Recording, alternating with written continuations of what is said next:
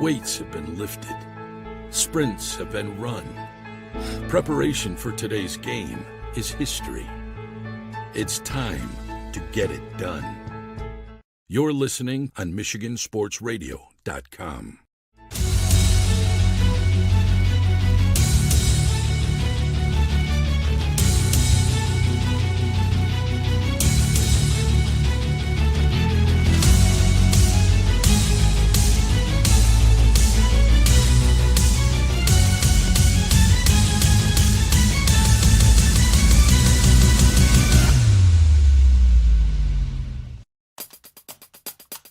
The winter postseason gets started soon. First up is action from the mats. And an exciting weekend coming up for high school girls with an eye towards leadership. I'm John Ross, and this is This Week in High School Sports, powered by Michigan Student Aid. The 26th MHSAA Women in Sports Leadership Conference is set for February 4th and 5th in Lansing. A couple of days after that, February 7th, is the 38th Annual National Girls and Women in Sports Day. Both events aim to inspire girls to play sports, as there are numerous benefits to being a part of a team. An increase in confidence, physical and mental strength, and character are just some of the benefits of participating. The MHSAA sponsors 15 sports for girls with more than 111,000 participants. Michigan ranks 9th nationally in the number of girls participating, and that number counts students for each sport played, meaning students who are multiple sport athletes are counted more than once. The most popular sports in Michigan continue to be outdoor track and field and volleyball, followed by basketball, cross country, and softball. Studies also show that more than 40% of female athletes play more than one sport. And when you break it down by class, a third of Class A athletes play more than one sport, with that number rising to 45% for Class B, 56% in Class C, and a whopping 62% in Class D. More information on the Women in Sports Leadership Conference and the number of participants in the state can be found at MHSAA.com. It's time for Game Balls, when we highlight a trio of standout performances from the past week. First, Constantine wrestler Greg Reed. The 190-pounder won 4 matches at the Greater Berrien County Wrestling Invitational. 3 of those wins were in under a minute, and he helped Constantine capture the team title as well. Clarkston's Kyle Lynch netted 2 power play goals and a 6-1 win over M1 United. The victory gives Clarkston at least a share of the OAA Red title. And 2 1,000-point scorers to tell you about this week. Both Carson Viz of Grand Rapids South Christian and Donnie Yeager of Nouvelle went over 1,000 career points in basketball wins last week. For high school seniors, the matchup of the year isn't on the field. It's actually online. That's right. When you fill out the FAFSA, the free application for federal student aid, you could also be eligible for thousands of dollars in additional money from the Michigan Achievement Scholarship. Yep, nearly 80% of students who fill out the FAFSA may be eligible. Now that's a matchup we can all root for. Get started today at michigan.gov/achievement. The Michigan Achievement Scholarship. It's a game changer.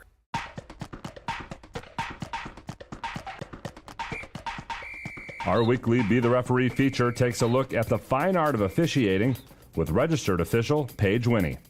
A wrestling duel is tied after 14 matches. What happens? How is a winner determined?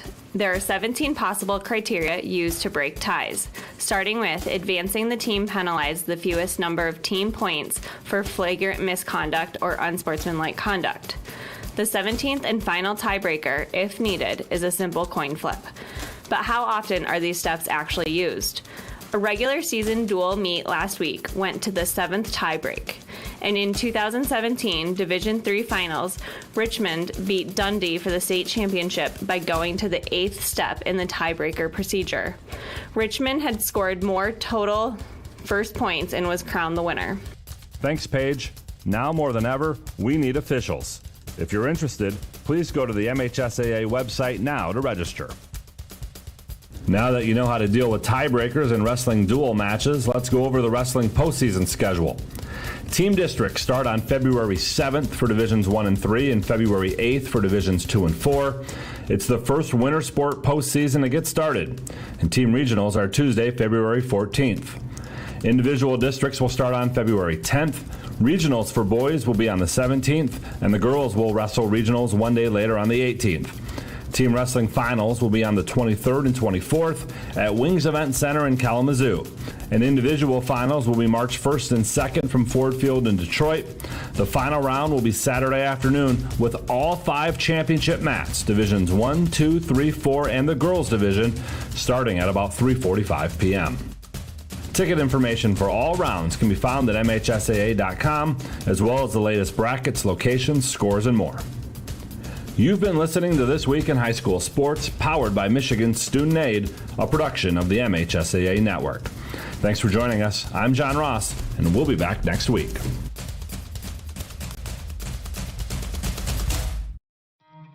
With their intensity, what a move by Wade to the corner. DeYoung, another one!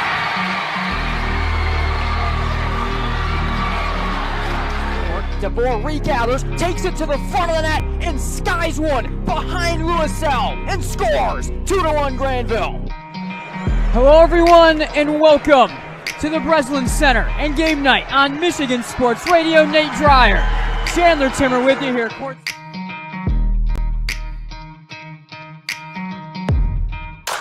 Bob's Ragnaris drives, jams thunderously with 2 hands again. Cam Ragnaris, he's got 10. Bobo skips the right corner to Watson, catch and shoot 3. Splash! Muskegon has taken the lead, 47-46. Justin Watson, another triple. He has 9, 138 in the third, and a big red lead. By Baker, they'll fling it to Steffen. Aldering to the basket. Merritt Aldering cocks it back, jams it. Timeout, Covenant Christian.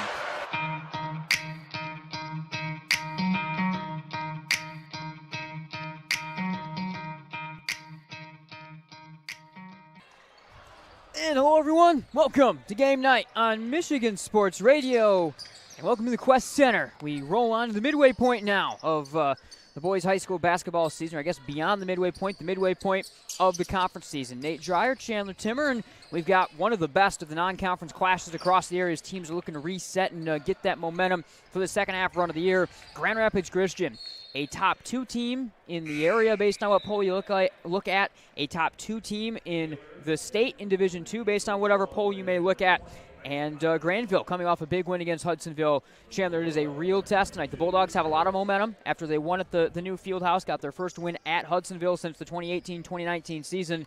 If they're going to continue it tonight, though, they're going to have to see quite possibly the best in West Michigan. Yeah, I think, a lot of times when you've got non-conference games in the middle of the schedule, you kind of look at it as a get-right game and a game where you can kind of figure some things out. But the Bulldogs have taken a different strategy typically in the non-conference, and they've scheduled some really difficult opponents. And another one here tonight in Grand Rapids Christian, just 1 loss on the season, a tremendous team that's going to give them a unique test. But I think one that the Bulldogs look forward to is they're playing some really good basketball and then turning the corner into the second half of the OK Red. Yeah, we're sitting courtside. Really great location here. So thanks to Jason, the AD, and everyone else at Grand Rapids Christian, courtside in the corner here at the beautiful Quest Center and the beautiful Grand Rapids Christian High School facility in total for this one here tonight. Like I said, we've got a lot to get to, and we got plenty of time to get to. It will be a little bit extended on our Centennial Securities pregame show. But first off, Chandler, the main talking point, I think, from this game, or one of the many main talking points, is that of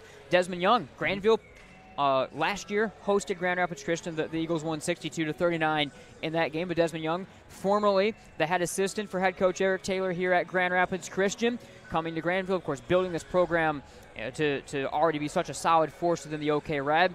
And this is, I think, a real test, and I think it means a lot to Desmond beyond just a normal big non-conference game if he's able to pull off this upset here tonight. Yeah, no doubt when you've got a connection like that, and these coaches know each other so well. And I think Coach Young, a great game to kind of to measure where you're at with your program when you've got the place where you came from, where you have some history with. You know the coaching staff, the players for the most part as well. These guys are in the program now, going back that far as well. So I think it's a good opportunity with probably what he feels like is his best Grandville team to point to this point, to kind of go against what you know is a proven program in Grand Rapids Christian and see where you measure up. All right, if this is your first time tuning into Game Night, we've updated what we call our MGN Radio Plus coverage to this look at what we call your Game Center here on Radio Plus. Scoreboard and graphics with time and so forth all across the top. have an inside look here at us in the booth cam, live stats and scoring, that side, as well. So make sure you tune in. Hopefully you enjoy it, and we'll be making tweaks with this coverage as well that we are really excited about. I think it's kind of, we're excited where some of our video coverage is as well right now, but I still think with the way the playoffs are and so forth in Michigan high school sports, your radio coverage still has to be your marquee point, and I think we're proud of where this is going and only get better. So continuing through that, Radio Plus coverage here tonight on Game Night. All right, we're going to step aside, be right back here from the Quest Center. A lot more still to get to. We are Centennial Securities, an independent firm with a team of committed professionals who strive to exceed our clients' expectations by giving outstanding service. We're proud to be part of our community where we live and work.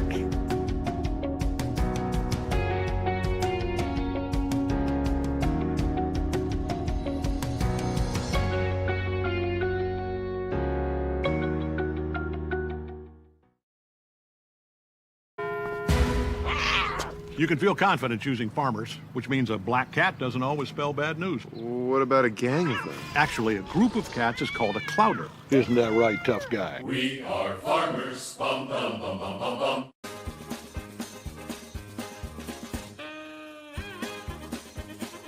MGN, Drive. I am Chandler T. Oh, wow. We're going to leave this in. All right. This is staying in the show. He is Chandler Timmer. I am Nate Dreyer. This is what happens when you work together for 6 years. The names are one. We're just one, yeah. Chandler Timmer, Nate Dreyer. Chandler Timmer, Nate Dreyer. Michigan Game Night, Tailgate Report. We clearly have to stop talking. I do at least. I will see you all. I see you too. Friday night, Grandville, Wyoming. I think 6:30 we're on the air for that. Goodbye. You like cartoons? This has our logo on the front, on the back. The Bulldogs, the biggest games, the best teams. That's our tagline because we do all of that, even though it makes some people mad. So I'm glad to see that after Tuckus came and went, that. Why are you laughing? I don't know. That things are that things are still on track there. God. Jennison.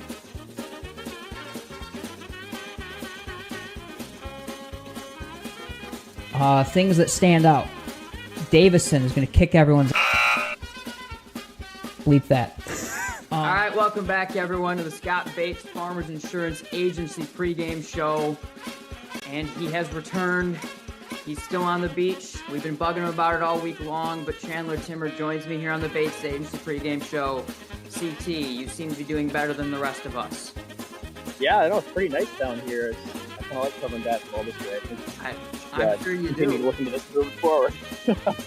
I can't blame you one bit. All right. Let's talk a little bit more about Forest Hill Central because when you... Waylon Haney just hit a half-court buzzer beater to win the game. At the buzzer, the JV game. Grandville wins 55-52. Rather than just always relying on one player. Yeah, Scott Bates Agency pregame show continues here on Game Night on Michigan Sports Radio. CT, I think the next thing that you have to mention most notably in this contest is break me every time still. Every single time that happens, it gets me. The winners still go to the Heartland student section last year at the Breslin Center. Those guys win every time. Season. And we'll wrap up our broadcast with the Heinz orthodontic smile of the game. Grown at that point guard position. Tough backcourt in general. Getting to some of those other pieces that we have out there. After 3 years, it finally almost came down on me. Good catch. I don't know what kid caught that, but that was a good catch. But regardless, a tough back. Do you have any comments on the Trolls? No. I mean, I'm with you. You're friends with the Trolls? You are a troll? Well, I have troll tendencies potentially when it comes to egging you on, I guess. But your flight's at 5, or your? Yeah, the flight out of Panama City is like at 5, and we don't get home till like midnight. So that sucks. So you're actually, that was a lie. You're not going to be tuning in. Yeah, no. If I'm at the airport at that time, I will be. But I'm likely missing most of it. Okay.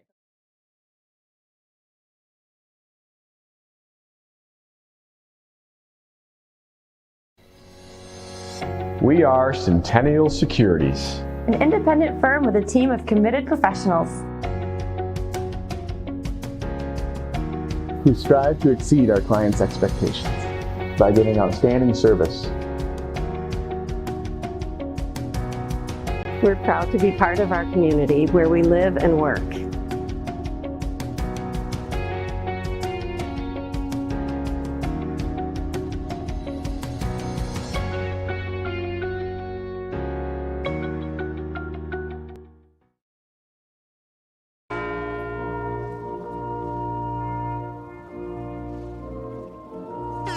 Upgrade to Music Jams Premium to get uninterrupted listening on all your favorite tunes. Click here to start your 7-day free trial. If it's important, it's not worth compromising. Which is why with Farmers, you don't have to compromise quality to get great savings on your insurance. I got this. We are farmers. Bum, bum, bum, bum, bum, bum. And welcome back to the Quest Center, everyone. Nate Dreyer, Chandler Timmer. It is MGN on Michigan Sports Radio. Some non-conference, non-league, okay, conference basketball tonight. Grandville and Grand Rapids Christian JV contest wrapping up, down to a 12-point lead for Grand Rapids Christian. The Grandville JV guys have closed that gap a little bit against what's a very, very talented Grand Rapids Christian team. We were marveling that they have a lot of kids that their skill and size and athleticism do not match that of your typical sophomore, but that's, of course, the level of the great program that Eric Taylor has built here at Grand Rapids Christian. We really can get right into it here in our Centennial Securities pregame show. Talking about matchups in this one, I think, is the best way to kind of get into things. First off, the matchup of pace and style. This is a Grandville team that is not as slow and methodical as a Grandville team of 2 years ago or last year probably. They've been running more. We've seen them get up and down offensively, but still for Grandville, they want to play defense and grind in that way, and they want their defense to come more from maybe lesser pace in total. Mm-hmm. Rockford, the only game this year where Grandville has allowed 60-plus on the year, the Bulldogs allowing 47.5. Now, Grand Rapids Christian, on the other hand, they want to run. They want to press. They want to trap. They want to force turnovers. And yet they only give up 42 points per game on the season. And the Eagles have allowed 50-plus in only 4 of their 12 games. Their season high allowed is 57 in their lone loss, which came to Detroit Western at the East Kentwood Gotta-Get-It showcase. So that's a long way of saying two teams that certainly defense comes to the front of mind for them. They want to do it in slightly different ways, and even though Grand Rapids Christian might be the team you'd expect more scoring both ends of the floor out of, not necessarily the case because they are so good on both ends of the floor. Yeah, it's pretty unique when you've got a team like the Eagles that can go up-tempo like that. They really, in the full court pressure, you're at times going to give up some plays down the court, and you kind of have to live with that, but you're still only giving up 40 points a game. Just shows how locked down that really is, how many turnovers they're forcing, getting teams uncomfortable. And so, kind of a unique mashup in styles. I think the Bulldogs, probably the best they've been built under Coach Young to try to run at a speed like this. They've got a couple ball handlers now that we'll get into here in the head-to-head matchups, but I think the Bulldogs, their best the way that they've been built the best to try to match the pressure that the Eagles are going to throw at you. I think the Bulldogs, if they can keep it in the half-court defense where they can run more of their tight man-to-man defense, that's going to be where they're at their strength. Couple of different head-to-head matchups or common head-to-head matchups that these teams have. Both have played Hudsonville. We actually saw Grand Rapids Christian on game night take on Hudsonville. The Eagles of Grand Rapids Christian won that game. And, of course, Grandville last time out, the big 52-48 win at the Fieldhouse against Hudsonville, so both a common win there. Last time out for Grand Rapids Christian, they handled Forest Hill Central, who Grandville lost to back in December, 52-34. If you're able to take that high-flying offense, a really efficient offense out of Forest Hill Central, and slow them down to that ability, that really speaks to what Grand Rapids Christian can do on their own end of the floor, and also scoring 60 points per game and efficient when they are scoring the basketball. Looking at some of the matchups, looking at individual players, the point guard battle. Malachi Hooser, the senior, the third-year starter for Coach Taylor for Grand Rapids Christian, terrific athlete, multi-level scorer, Division II, Division III offers. And then Carter Wade, who has been terrific, 11 points against Grand Haven, 10 points against Hudsonville last time out for the Bulldog freshman. I mean, Wade is certainly coming to his own. This is maybe one of the toughest point guard matchups he's had yet. He had to take on Braden Shamray and held his own last time, though. Yeah, I think so. I think it has not been an easy path for Carter Wade as he's kind of grown into this starting role for the Bulldogs. And when you look at the point guards that he's had to play against, going from East Kentwood, Shamray against Huntsville on last Friday, I think he's really running the gauntlet as a freshman coming into his own here for the Bulldogs. And so another test for him against a senior point guard who's been there and done that. He's been running the show now for a couple years, kind of has a little bit of everything that you're looking for in a point guard. And I think when you're talking about the pressure that the Eagles run, it's going to be focused a lot on Carter Wade, making him handle the basketball a lot to try to beat you. A couple of starring wings for each of these teams, really a couple for Grandville. Caden Neves has been playing terrific lately, 10.3 points per game on the year. Only 3 points against Hudsonville, coming off scoring 23 for his season high a couple games back against Caledonia. Speaking of season highs, 9.2 points per game on the year for Cowan Highbor, had 22 points on 6 threes against Hudsonville. Nate Johnson on the other side, the terrific senior. We'll talk about him a little bit more in a moment. We'll talk about Neves a little bit more in a moment. But Cowan Highbor did not score against Grand Haven. He was scoring in single digits, less than 5 points in most of the games to start the conference season. Just did not look like himself. And then he goes out for 22 and 6 threes against Hudsonville. That is, it goes without saying. We've been saying it all year. When he scores in double digits, Grandville wins. When he scores in the 20s, Grandville definitely wins. Yeah, I think when he scores in the 20s, the Bulldogs team is a serious threat to pretty much anyone. And so, yeah, there was a couple games in there, a stretch where the production and scoring just wasn't there for Highbor, and you don't know if things were just a little bit off. It's something we'd kind of been talking about, just maybe not quite himself, but good to see him find his rhythm again on Friday night. And if they can get a shooting performance like that from Highbor, their offense is really going to take off, and I think this Bulldogs team is going to be looking good.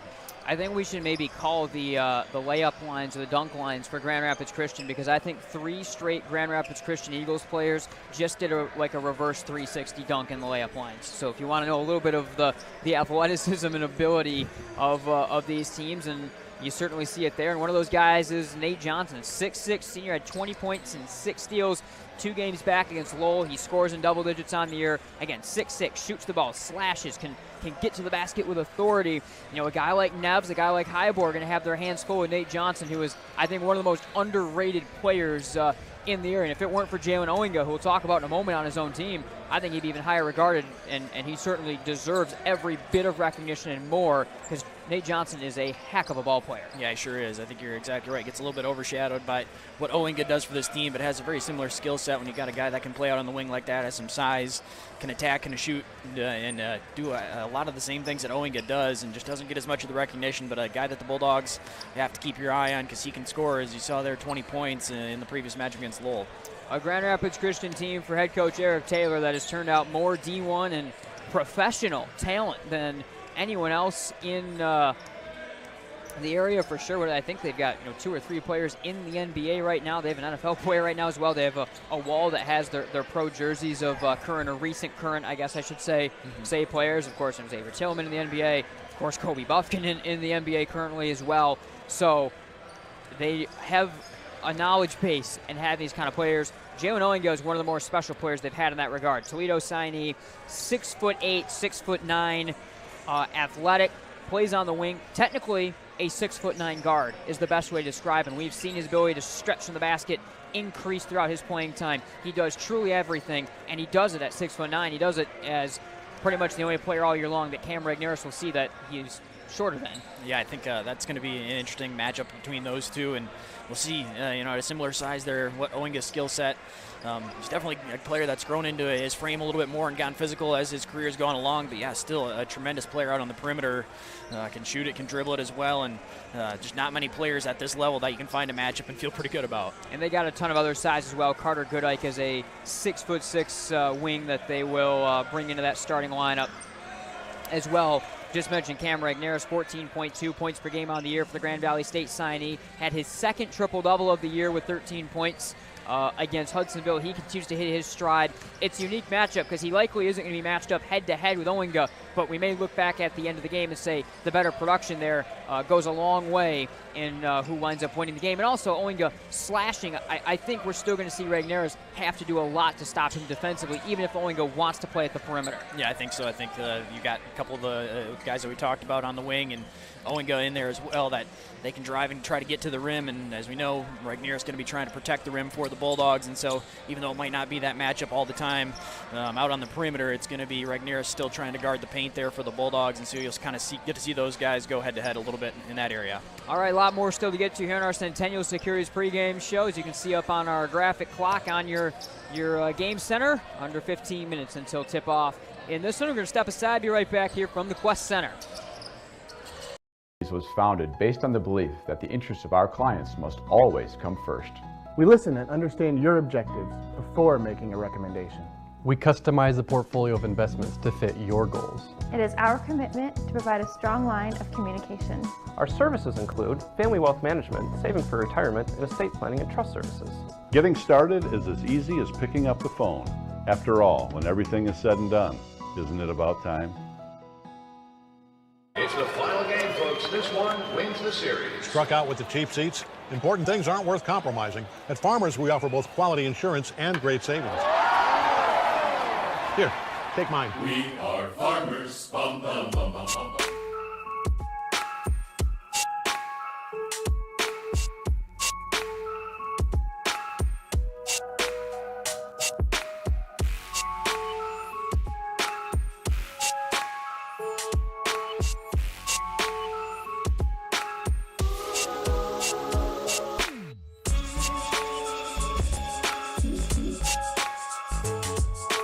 Bullhouse rips it out. Here we go. Miles Steffen to run the first attack here. And a couple of points on that possession. Doesn't get it. Physical game early. Slow down. The game gets slopped up. And it winds up being an all-time classic. I expect nothing short of that tonight again. Yeah, I think so.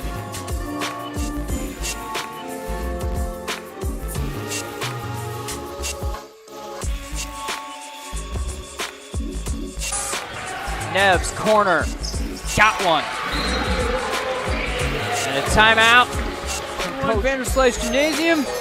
Centennial Securities pregame show. Let's take a look. Best thing to say about it, really fun contest. Bulldogs will get it out of the break right here with 53 seconds to go.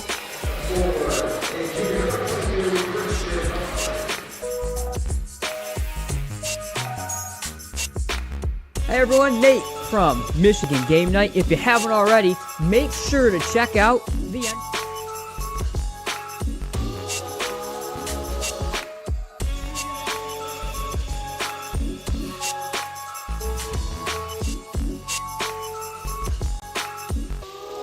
Going by DeYoung of the Bulldogs. DeYoung for Regnerus, free throw line. Turns the back, left wing, Wade, triple try, splash! What a couple of moments and possessions for the Bulldog freshman. Timeout from Coach Riddell. Unbelievable. Here for Reynolds, second free throw, the right hand overhead motion is good for Caden Neves. Really terrific game for him. He's now got 10 of Grandville's 26 and a 6-point lead for the Bulldogs. Wing Sorokin bounding in the lane, left corner DeYoung, all alone, triple, splash, right down the hatch, absolutely pure for Jackson DeYoung, Grandville by 9. It is good for Caden Neves, really terrific game for him. He's now got 10 of Grandville's 26 and a 6-point lead for the Bulldogs. We'll go to highlights. We'll start in the first half with the Neves dunk and a couple more that we'll follow that up with. All alone, drives the basket, jams it, and one! He's fouled through the dunk. Caden Neves finishing strong with the right hand. Has a chance for one more.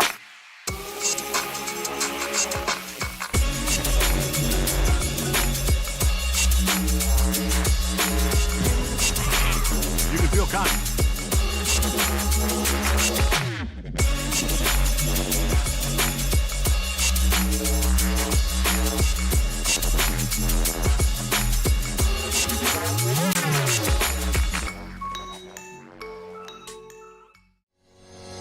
We are Centennial Securities. an independent firm with a team of committed professionals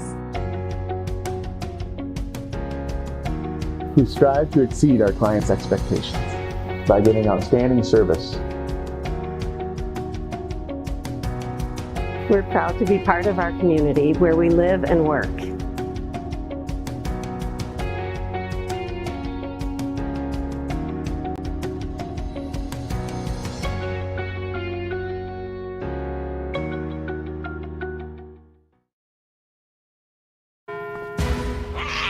You can feel confident choosing Farmers, which means a black cat doesn't always spell bad news. What about a gang of them? Actually, a group of cats is called a clouder. Isn't that right, tough guy? We are farmers. Bum, bum, bum, bum, bum, bum. Welcome back, Nate Dreyer, Chandler Timmer here. Game night on Michigan Sports Radio from the Quest Center, Grand Rapids Christian High School. And our Radio Plus coverage here tonight of a non-conference game within the OK Conference. Grandville and Grand Rapids Christian CT went through some of the primary matchups in terms of the starting lineups. The bench battle, very interesting. First off, a guy like Tyler Davis, 5'10 junior guard. He has primarily been coming off the bench for Coach Taylor this year. But we, in many of cases, have seen Davis be the kind of player that can put up 10, 15 points off the bench, wind up playing starters-type minutes, maybe even get the starting points for Grandville, recently shifting up their lineup, as we know, the second half of the first run through conference play. Corbin Heckman now, the 6'4 senior, coming off the bench, had 8 points against Grand Haven, 4 against Hudsonville. Does a lot of different things as a point forward. The bench battle is going to be very critical because we know the starters, and I think each of these teams have a couple guys on the bench that can play really big X-factor roles. Yeah, I think so, and I think different roles for the sixth man, but both guys that they really trust and are going to see a lot of minutes. I think Davis for the Eagles, a guy that, when you can have a guy off the bench that can score double digits, that kind of shows you the luxury and the depth of what the Eagles have when you've got him coming off the bench and you've then got 3-4 scoring options, all could possibly get into double digits that you have to really keep your attention on at all times. And I think for the Bulldogs, Corbin Heckman has really solidified that role as a sixth man, lost his starting job, but he's hasn't lost anything in terms of momentum playing wise. I think he's coming out and playing some of his best basketball. You see his ability to kind of play that hybrid a little bit. He can play big, he can go down in the post, give Regnerus a break down there and operate down low, but he also can handle the basketball, can run that point forward a little bit for this team. And so I think the six-man battle there are going to be big as well tonight. As Centennial Security's pregame show, honestly, when you look at Corbin Heckman for Grandville, he's lost his starting role. He's been almost playing more minutes, though, since he started coming off the bench because he's really fit into that role so well. Some X-factor guards that we expect to be in the starting lineup: Quentin Willis, 6'3", senior, a 3-and-D, really a two-guard and a little bit of a small forward wing. Had 9 points a couple games back against Lowell. He can shoot the basketball very well. And then Jackson DeYoung, been playing so well off the ball, maybe Grandville's best defensive player outside of Cam Regnerus, the best defensive player at the perimeter. I think each of those two guys, especially on the defensive end of the floor, are going to have something to say in this game, especially because you look at a guy like DeYoung, if Grandville goes man-to-man, he may have to have that loser matchup in the backcourt. Yeah, that's going to be a tough one, but I think he's shown throughout the course of the season that he's one of the best on-ball defenders in that man-to-man style of defense, and I think he's really taken the next step when he's now playing off the ball a little bit more on the offensive end. You see him really be able to lock in defensively and also work well off the ball, and I think also against the Eagles' pressure, you're going to need as many ball handlers out on the floor to help your guys out. I think you'll see quite a bit of Carter Wade and with DeYoung and Sorokin even in there as well, trying to help break some of that pressure. All right, we're going to take one more break. Be right back here from the Quest Center in Grand Rapids Christian.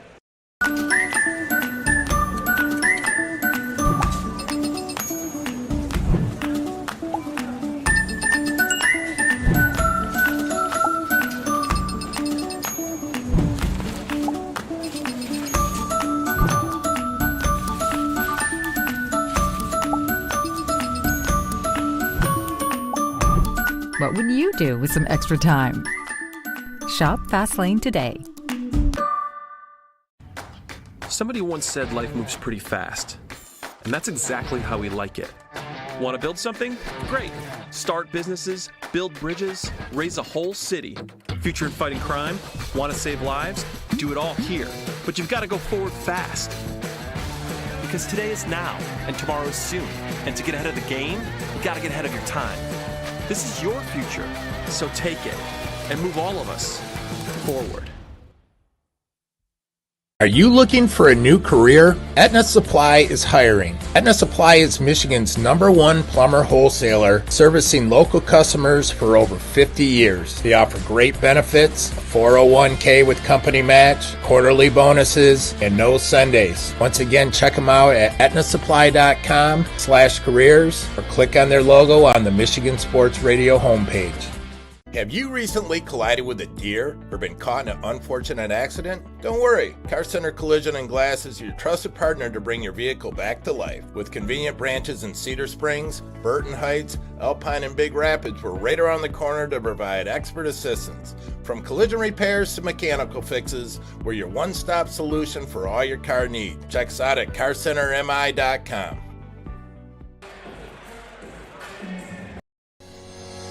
We are Centennial Securities, an independent firm with a team of committed professionals who strive to exceed our clients' expectations by giving outstanding service. We're proud to be part of our community where we live and work.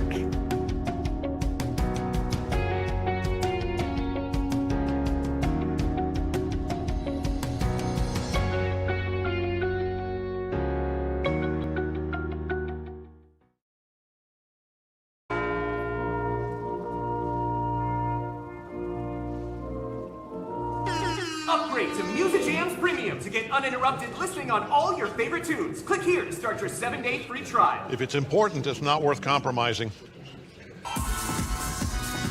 Which is why with Farmers, you don't have to compromise quality to get great savings on your insurance.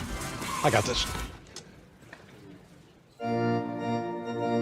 We are farmers. Bum, bum, bum, bum, bum, bum. All right, welcome back to the Quest Center. Nate Dreyer, Tim here, MGN Radio Plus Game Center. Tuned in here tonight. We thank you wherever you may be listening, either through MichiganSportsRadio.com, the Listen Live page there, MichiganSportsRadio.com, the MGN page, the Michigan Sports Radio app, the MGN YouTube.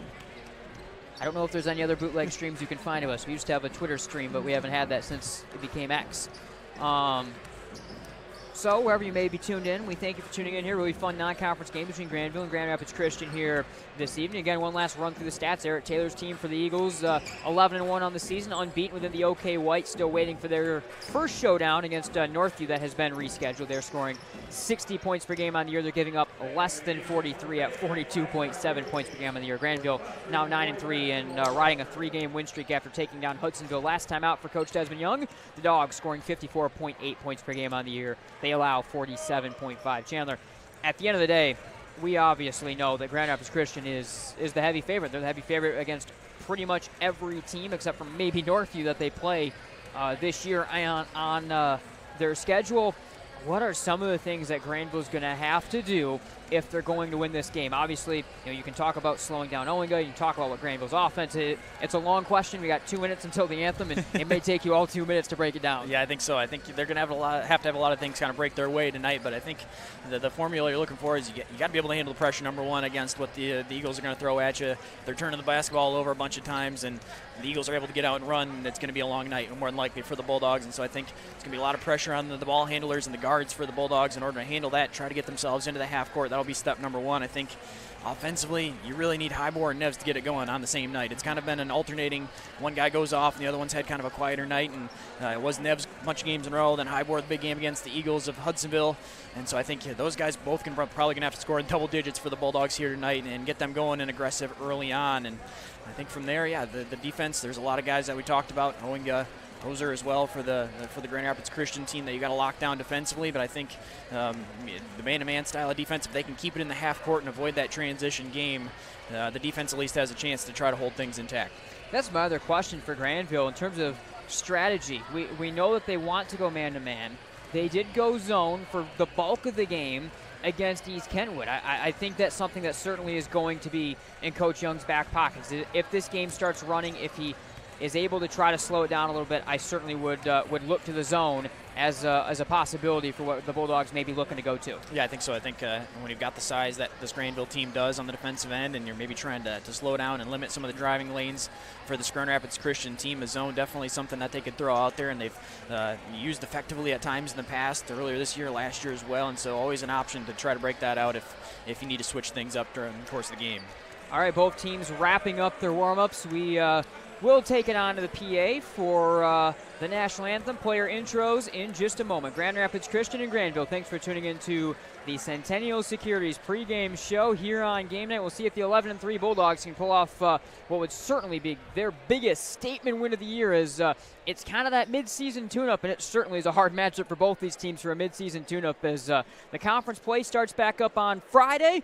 And we've got a lot coming up in this one. It's going to be a great contest. Grandville, Grand Rapids Christian. That does it for our Centennial Securities pregame show. Let's take it on down to the public address. Good evening, basketball fans. Welcome to the contest for tonight's contest between the Grand Rapids Christian Eagles and Grandville Bulldogs.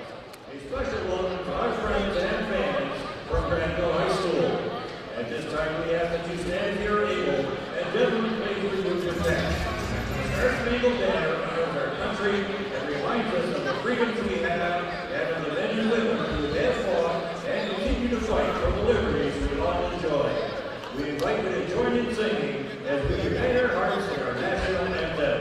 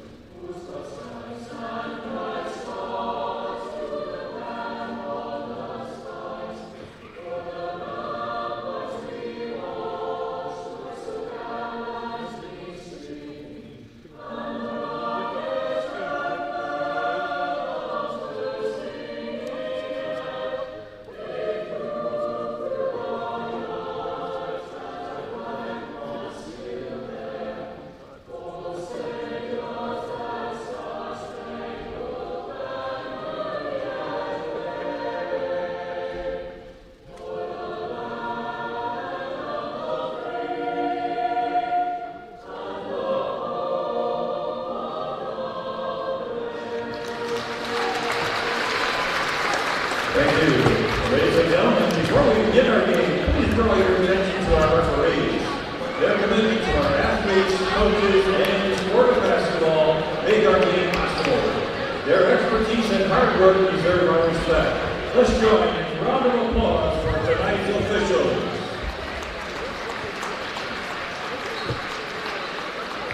And now let's meet tonight's starting lineup. First for the Bulldogs of Grandville. Starting at guard number 1, Jackson DeYoung. Guard number 3, Carter Wade. And guard number 5, Keenan Davis. And forward number 12, Cameron Wright-Nevis.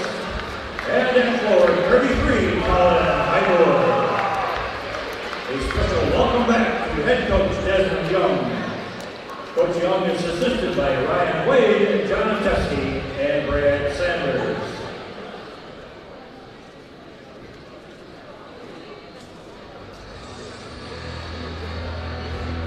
And now for your home team, the Eagles of Grand Rapids Christian.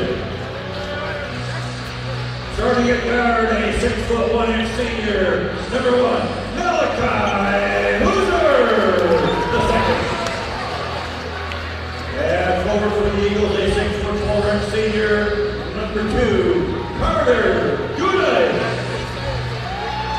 At guard, a 6'2" senior, number 5, Quentin Willis.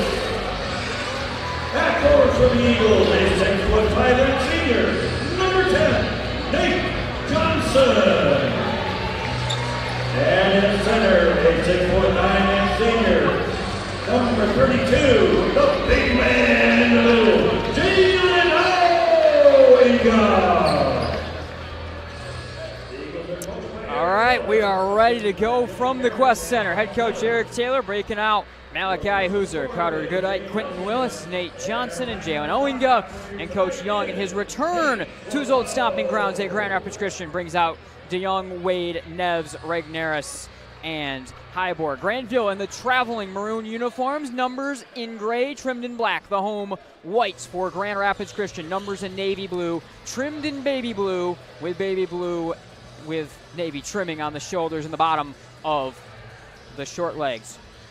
Grand Rapids Christian goes left to right across your radio dial. Grandville goes right to left. Olinga steps in against Regnerus. Ball is flipped up. Cam flips it back, and it'll come onto the control of Neves. He'll hand it on over, and Carter Wade starts. Grand Rapids Christian goes man-to-man defensively. Highbore swings left wing to Jackson DeYoung. DeYoung defended by Quentin Willis across the floor. Right wing Highbore, short right corner Regnerus, and he shuffled the feet and traveled as he tried to think about his attack move on Olinga. It'll go back Grand Rapids Christian's way on the turnover, 7:45 in the first. Early turnover for the Bulldogs there in the half court, and Regnerus just catching that one, was going to size up the mid-range jumper. I don't think he was going to shoot it, but just in the catch during the jump, traveled there. A little bit surprised Regnerus was with the call, but early turnover for Grandville. Handoff Willis around the curl, top of the key, sticking with him. Man-to-man defense here from the Bulldogs is Carter Wade. Left wing for Johnson. He's defended by Highbore. Johnson bounces around a screen, gets picked up defensively. Top of the key by Neves. Skip pass, left wing on to Goodike. Jumps in the lane, hook shot over top of Highbauer, rolls out, no good. Rebound down to Regnerus. Carter Wade will slow it down here for the Bulldogs. First 50 seconds gone. Here's Wade sizing up Quentin Willis into the left wing with left-hand dribble. Spins back across the floor to the free throw line. Driving is Wade, and an offensive foul is called on Caden Neves. First of the game on the Bulldogs. It goes back Grand Rapids Christian's way. So far through the first minute, the style of game the Bulldogs more than likely want, and it's one possession for the Eagles, and that's the second one for the Bulldogs. The bad news for Grandville, 2 turnovers on both of their possessions, trying to get into their half-court offense. Malachi Hooser, number 1 on the home white jersey, bright yellow shoes. Every player for Grand Rapids Christian has a different color shoe out on the floor. Top of the key, Olinga. He's got 2 different color shoes, one blue, one purple. On the floor, Caden Neves jumping a passing lane, steals it away, and Carter Wade will set it up here for the Bulldog offense, right to left. So Grandville comes away with the steal. Here's Wade up top, defended by Willis. Sticks with him to the left wing with a left-hand dribble. 2-hand pass, left corner, rolls through the hands of Neves, who wasn't quite ready for it. He goes palms up and has a quick discussion with his freshman point guard, and the Eagles take it over as Grandville has turned the ball over on the first 3 possessions of the ballgame. Still no score, 90 seconds gone. Yeah, and really 3 unprovoked turnovers as well, just unable to control the basketball on that one.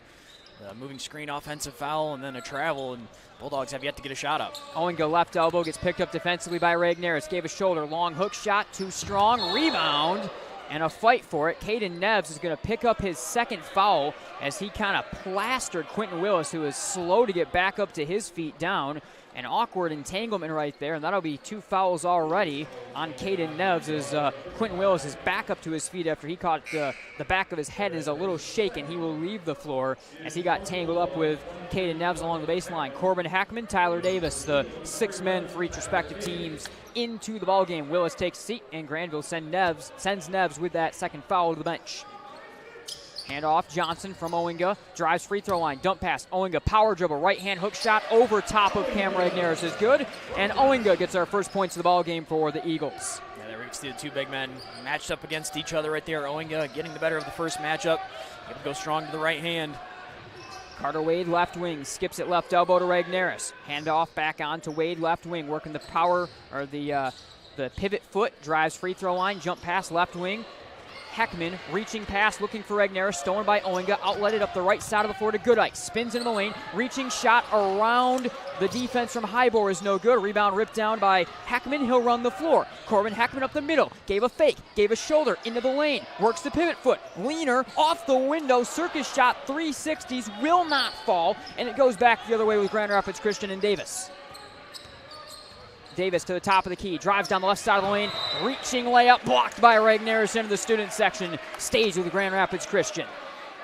The defense holding strong for the Bulldogs early on. Regnerus, the block there, had that one set up the whole way. We'll see if Bulldogs get a stop. Wouldn't be surprised if Coach Young maybe get an early timeout in here. The offense has looked really out of rhythm, not a sync, have not had a single good possession to this point. Olinga left block, shoulder on Regnerus, right hand hook shot, no good. Rebound collected, towing the end line by Carter Wade. He'll run with it over the timeline. As he got over the timeline, got his shoulder bumped into by Tyler Davis, and that's the first foul of the ballgame on Grand Rapids Christian.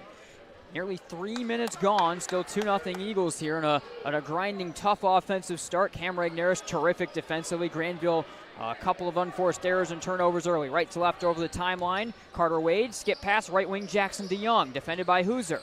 Throws it free throw line, Regnerus gave a shoulder, bounds into the lane, working here on Olinga. Outlet pass, right wing, DeYoung swings top of the key to Heckman, works the left-hand dribble. Handoff on the weave to Wade. Wade into the paint, step back, long two, off the left side of the rim, no good. Race to the rebound, Oinga flips it up top, taken by Jackson DeYoung. Handoff for Heckman, left wing. Heckman bodied up by Johnson, hands off, no look, top of the key, high board, right corner Wade, dump pass, right elbow to Regnerus, spins into the paint, left hand hook shot is no good. Rebound to Nate Johnson, and a foul is going to be called on Corbin Heckman. I think the Grandville bench almost wanted the foul to go the other way over the back instead, but it will be a foul on Heckman and the third on the Bulldogs. Yeah, Heckman fighting for the rebound down low. Looked like both players pretty straight up and going for the basketball. Just surprised Heckman picking up the foul there, but a couple looks at it again for the Bulldogs and have yet to be able to get a bucket. Near to the halfway point of the first quarter. 2-0 Grand Rapids Christian. Shot from the free throw line.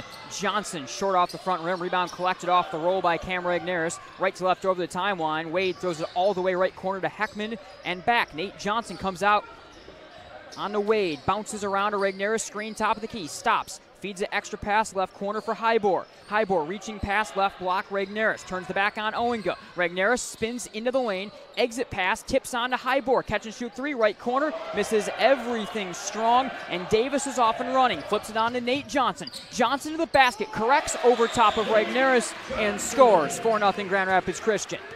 Well, first time the Eagles have been able to get out and run a little bit.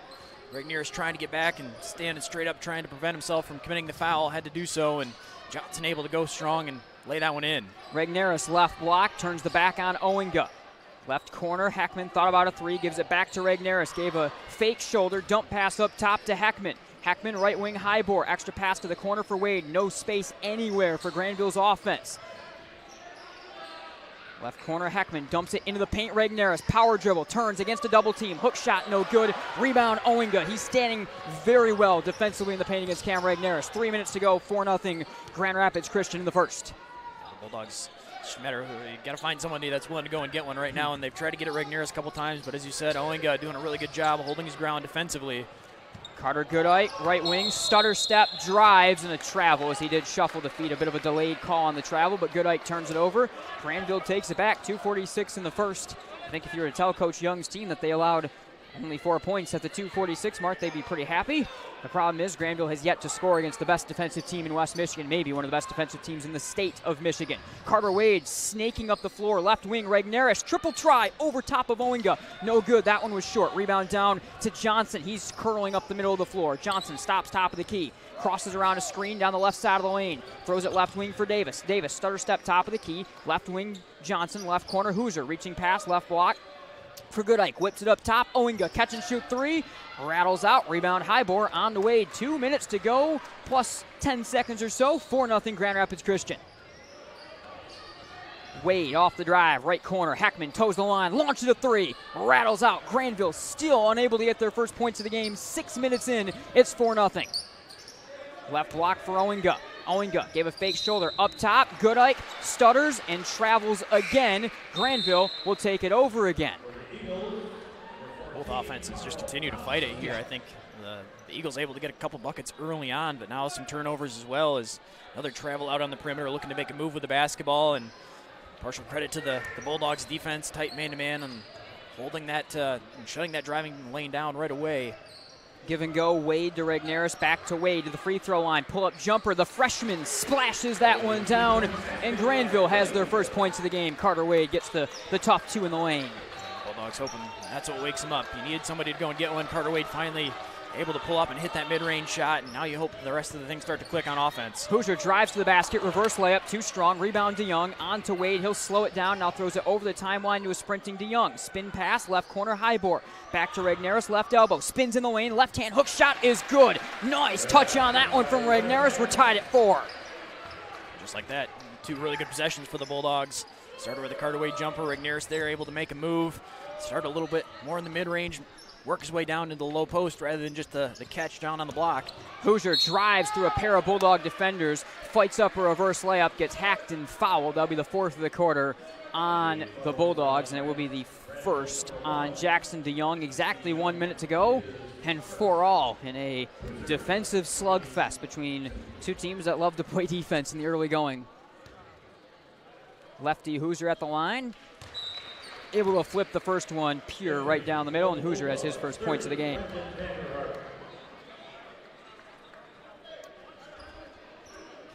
Grandville will check Vanderhart, the sophomore, in for the first time in the ball game right here. Eagles will bring their sophomore, Carl Thompson, in. Second one splashes down as well for Hoosier. He hits both at the line, and he makes it a 6-4 lead. Grand Rapids Christian will break out a 1-2-2 three-quarter court trap here. Heckman over the timeline to Highbore to beat it. Left wing, lobbing Regneris in the paint. Turns the shoulder on Johnson, working the spin move, got grabbed and fouled. That's the second of the quarter on Grand Rapids Christian. And is that the first, I believe, on Nate Johnson? It is. 46.6 to go. Pretty good press break there out of the Bulldogs, though, as they see the patented full court pressure for the first time out of the Eagles. Yeah, able to break it pretty methodically across the court a couple different times. Worked the way down. Got Regneris against the smaller defender. Carter Wade, baseline left, inbounds left corner to Highbore. Flips up top for Regneris. He'll swing it to his right wing for Vanderhart. The sophomore spins. Right corner Heckman. Head fake, dribble drive. Works it out top of the key. Drops it there for Heckman, or for Highbore. Dump pass, Regneris. Left corner Wade. Triple try. Back rim, no good. Fight to the rebound on to Davis. 30 seconds to go. Throws over the timeline to a sprinting Thompson. Jump pass, stolen away by Highbore along the baseline. 22 seconds. On to Wade. Wade, no look pass. Out of the reach of Vanderhart. He got going a little too fast. Grandville coaching staff, led by Coach Young, not throw to the decision out of his freshman right there. It'll go back the other way with the Eagles with 20 seconds to go. Yeah, right away, you can see Carter Wade tap his chest. He knows that one's on him. He had a couple guys going down the floor. Regneris to his left, Vanderhart on the right. He's going to try to look off the defender like he was going to Regneris on the left and whip it strong to the right and Vanderhart, but just missed him. Eagles will hold for the final shot. Oinga, right elbow, spins in the lane, leaner around Regneris, no good. Regneris gives it on to Wade. Wade with no time left on the clock, unable to get a shot up. That'll do it for the end of the first. 6-4 Grand Rapids Christian after one. Defense, and some more defense in the first. We'll be right back.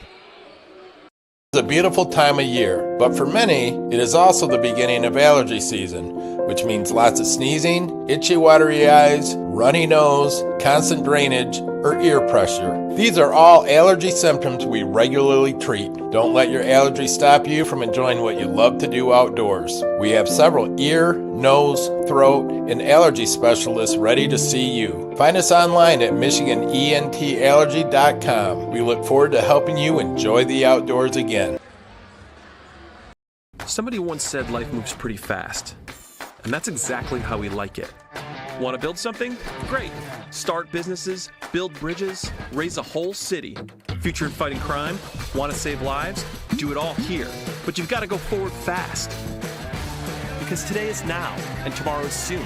And to get ahead of the game, you got to get ahead of your time. This is your future, so take it and move all of us forward. Welcome back to Grand Rapids Christian, the Quest Center. Nate Dreyer, Chandler Timmer. Defense. The operative word of the first quarter. 6-4 Grand Rapids Christian over Grandville at the end of the first. Eagles in the home whites. Grandville in the traveling maroons.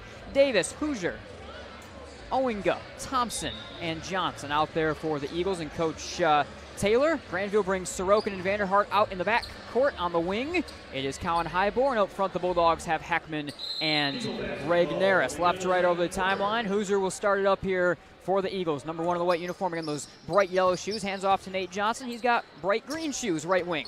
Drops it there for Tyler Davis, top of the key. Davis back to Johnson, right wing. Defended man-to-man here by Highbore. Davis dumping, short left corner to Oinga. He'll take it out behind the arc, whip it right wing to Hoosier. Stutter step. Throws out of a three up top for Johnson. Johnson, top of the key, pull-up triple. Rattles out, rebound Regneris. 30 seconds off the clock, and Grandville takes the ball back down 2. Yeah, just 10 points combined between the two teams. We were both talking about there in the break between the first and second quarter. I think this is really a story of just elite defense on both sides as much as it is the offense. Yeah, there's been some miscues on both ends. A mistake there from Grandville as Sorokin haphazardly tries to throw it across the floor for Highbore. Passing lane is jumped by Davis. Davis chasing after the basketball. Gets fouled by the Bulldogs. And it'll be... They caught a foul, or they just caught out of bounds. They didn't put the foul up on the board. It may have just actually been, there it goes now. It is a foul on Grandville's Xander Sorokin. That is his first of the ball game. Grand Rapids Christian's got it back. First minute gone in the second quarter. Hoosier Up top, Owenga reaching pass, left block for Johnson, working in the paint against Tybor. Skies over top of him, flip shot, spins out, 360, will not fall. Rebound Regnerus, drops it off for Sorokin, who's hassled in the backcourt. Jump pass, nearly over the head of Regnerus, who skies to snag it at half court. Throws it right corner, Highboard, catch and shoot three for the lead. Off the back of the rim, no good. Rebound Owenga on to Hooser. They're running. Left corner, Thompson, the sophomore, tries the three off the side of the rim, no. Rebound down to Regnerus. Now he's off and running. Regnerus up the middle of the floor, curls off top of the key, drops it there for Sorokin. Sorokin stutters, Sorokin travels, and Grand Rapids Christian takes over as Carter Wade will come in for Xander Sorokin. 6:29 of the first half, 6-4 Grand Rapids Christian.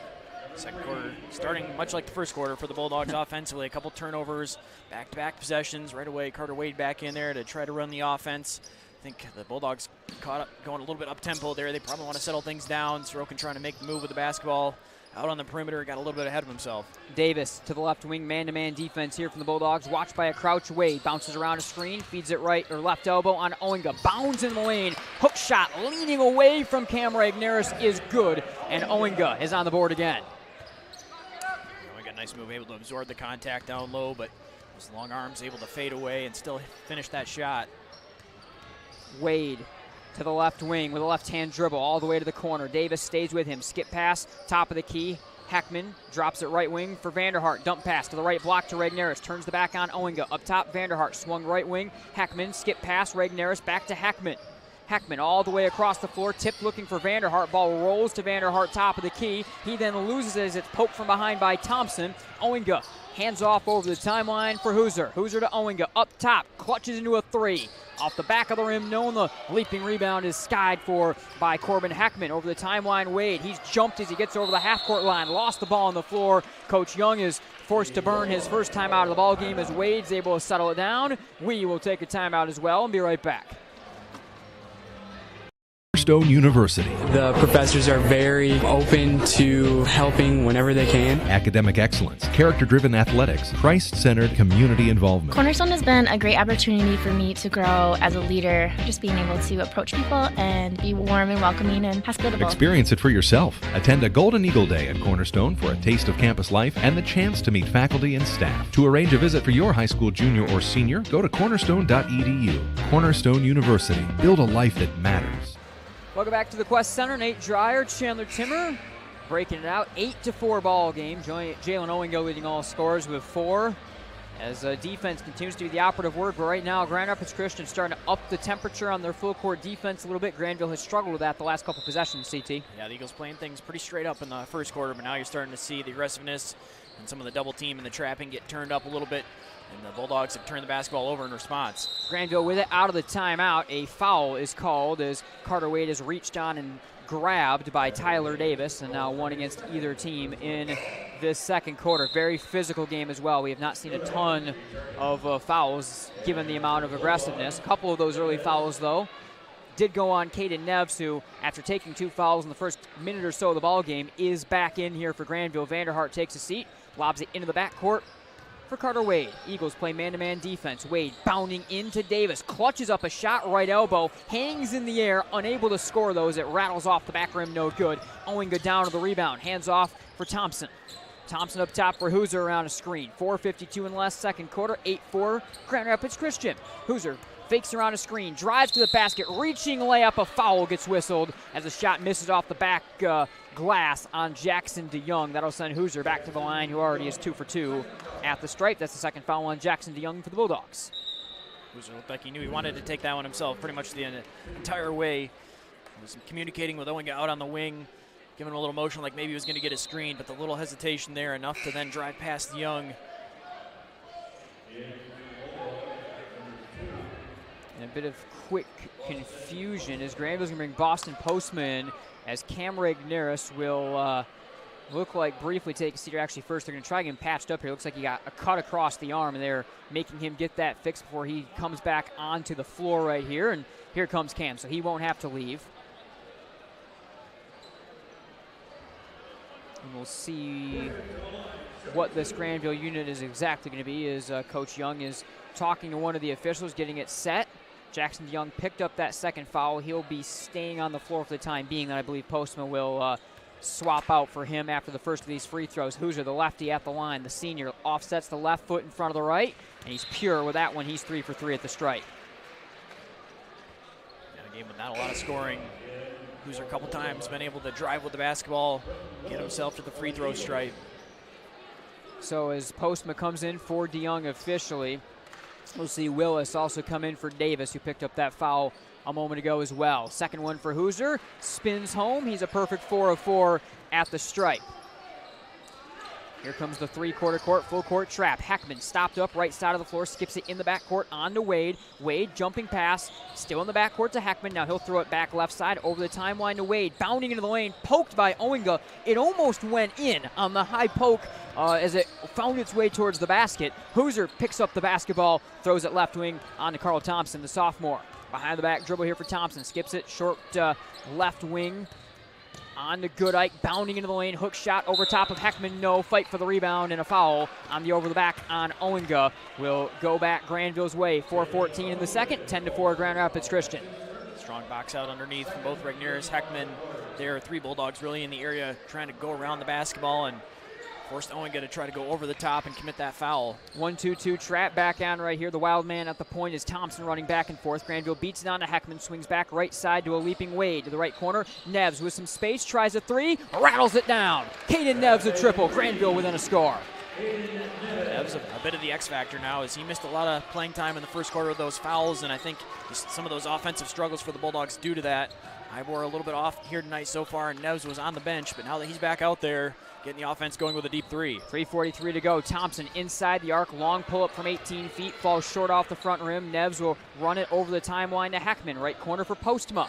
Postma back, Heckman deep right wing, swings up top for Neves. Neves lobs it into the paint for Regnerus. Regnerus has it poked by Owinga, regathers baseline, works the pivot foot, hands off Neves, cutting to the basket, stripped underneath the hoop, stolen back away by Regnerus, wildly flings one up, and he gets fouled. That will send Cam Regnerus to the line for a couple. We'll see what Eagle they whistle. They whistle Owinga. That is his second.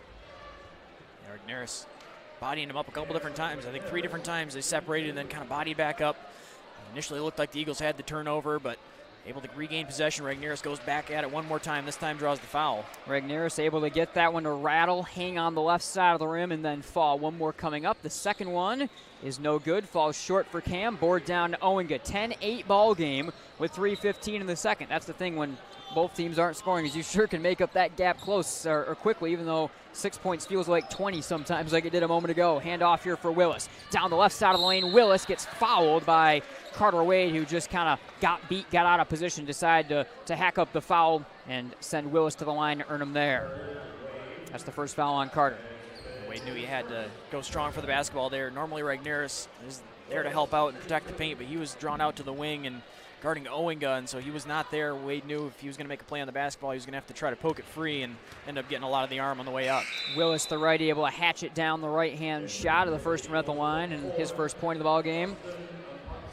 Austin Umpansa, the senior forward, on the floor for the first time, wearing 24 for the Eagles as Carl Thompson takes a seat. 11-8 Grand Rapids Christian with 5 minutes gone, second quarter. One more at the line for 5 and White. The righty lifts it up and scores. Willis able to hit them both at the line. Grand Rapids Christian perfect at the stripe in this ball game. Grandville will beat the token pressure with Carter Wade with the right-hand dribble over the timeline. Gets met up there by Hoosier to the top of the key. Wade crosses around a screen, gets doubled, lost the ball on to Hoosier. Hoosier running into the open floor, gets fouled by a late arriving Neves, who doesn't love the call, but that's 3 on Caden Neves and likely the end of his first half. 2:47 to go in the second. Hoosier already 4 for 4 at the stripe, will go back to the line. Instinct from Neves there to try to contest that one, but Eagles had numbers, and you want to kind of try to find the line there of contesting it, but you know with those 2 fouls, it's a really tough spot to try to commit another one, and now 3 likely going to have to be on the bench for the rest of the first half. Pure first free throw for Hoosier. This kid can really shoot free throws. I don't think he's remotely come close to touching a rim yet, and hasn't done, he's barely even moved the net when he shot at the line so far for the lefty. He offsets the left foot just in front of the right. In front of the face free throw motion is good for Hoosier. He's 6 for 6 at the stripe, and Grand Rapids Christian has opened it back up to 14-8. Sorokin on the floor for Caden Neves here. Postma. Carter Wade also taking a seat. Heckman, the entry pass, trying to settle it down. Highbore throwing right wing here on to Postma. Bounds around the screen. Postma pull-up shot, free throw line. Rattles out to the 360. Would not go. Board down to Mpansa. He'll give it on to Hoosier with 2:22. Left corner Willis. Quick toes the line. Launches the three. Missed it all short. Race to the rebound. Goodite got there first. Swung right corner with some space. Owinga three. Splash. Hit it right over top of Regnerus. 17-8 ball game. Owinga with 7. Bulldogs chasing it the entire way up the floor, and great movement. Able to get the basketball down the floor quickly from the Eagles. Corner threes either way. The first one missed, but able to get the regather, and Owinga capitalizing. Sorokin hands off for Heckman. Left hand hook shot is good through the contact and the foul, and a chance for one more at the line for Corbin Heckman.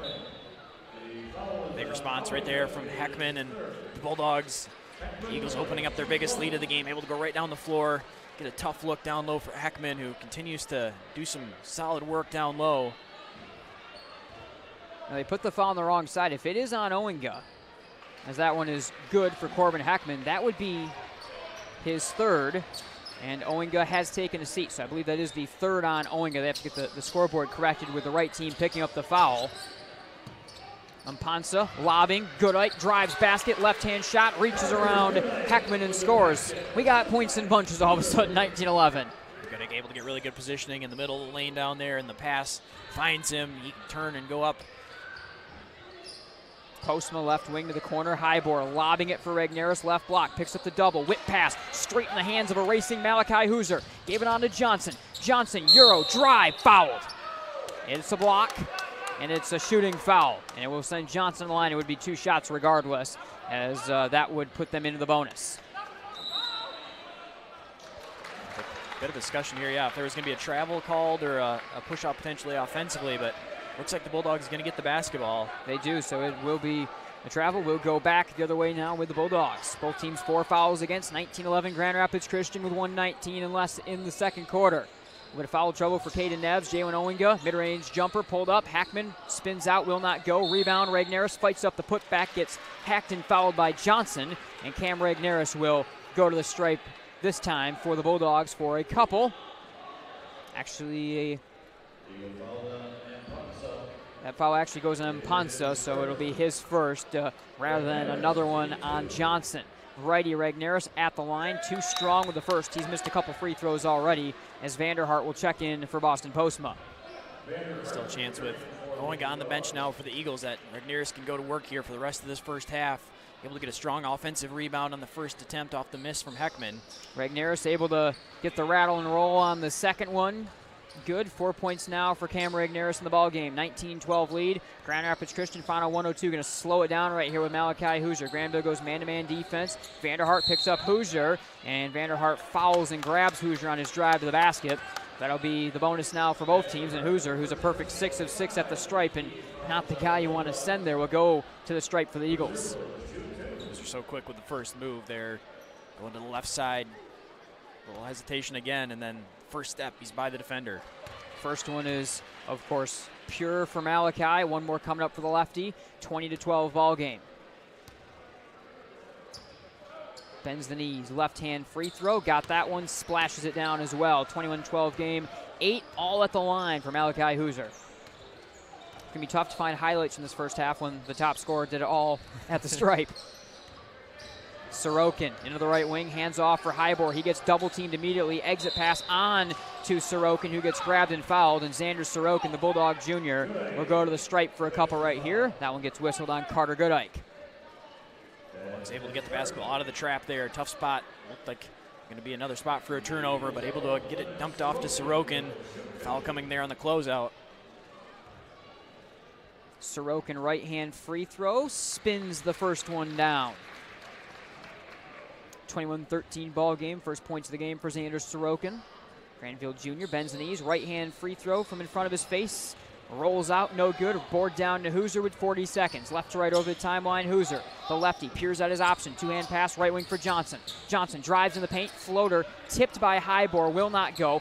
Rebound is paddled up top, taken by Hoosier. Swung right wing to Willis. Back up top with 25 seconds to Hoosier. He'll hold the ball behind his back. And looking like he'll wait for the final shot with 19 seconds. Sorokin pulls the defense in on him. Flips it left wing to Johnson with 14. Eagles holding for the final shot. Highbor crowds in defensively on Johnson. Around a Goodike screen. Johnson drives to the basket. A whistle off the ball. And an offensive foul on Goodike. Grandville takes it with 6.8. Big call right there. The screen set by Goodike trying to allow Johnson to turn the corner. Now with 7 seconds, just under 7 seconds, the Bulldogs going to be the one that can get the last shot before half. Caden Neves will check in for Vanderhart here. Second foul on Goodike. Eagles will bring a little bit of full court pressure right here. Hoosier will stick man-to-man on Sorokin. Inbounded to Sorokin with 6 up the right side of the floor. Sorokin lobbing right corner for Neves. Clutches up a triple at the buzzer off the connector. No. Rebound Johnson. Flings it 3/4 of the court.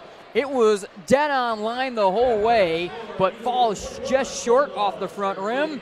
That'll do it for the first half. 21-13 on to our Farmers Insurance halftime show. And again, Chandler, defense ruling the first half. Grandville's offense can't get anything going. A little bit more of an offensive rhythm down the stretch for the Eagles, but I mean, it was Hoosier at the line with 8. That was the offensive dynamo of this ball game. Yeah, the scoring ticked up a little bit there in the second quarter, but for the most part, just a defensive slugfest on both sides. Both teams really locking down.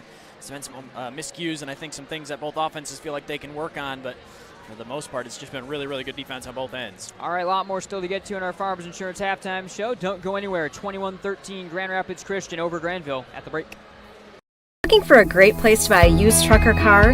Check out Extreme Truck and Auto Center, located at 1098 O'Malley Drive in Coopersville. They have a huge selection of trucks, cars, vans, and SUVs. Stop by their lot or give them a call at 616-384-3777. You can check out their inventory at xtacenter.com. Michigan hearing experts sell and service several brands of hearing aids. Are you having trouble having a conversation or unable to hear the latest play of the game? We perform comprehensive hearing exams and use real ear measurements to ensure optimal functioning hearing aids for your unique needs. Our highly trained doctors of audiology are dedicated to helping you reconnect with your world. Visit MichiganHearingExperts.com to find a location near you and take the first step towards better hearing with Michigan Hearing Expert. Cornerstone University. The professors are very open to helping whenever they can. Academic excellence, character-driven athletics, Christ-centered community involvement. Cornerstone has been a great opportunity for me to grow as a leader, just being able to approach people and be warm and welcoming and hospitable. Experience it for yourself. Attend a Golden Eagle Day at Cornerstone for a taste of campus life and the chance to meet faculty and staff. To arrange a visit for your high school junior or senior, go to cornerstone.edu. Cornerstone University. Build a life that matters.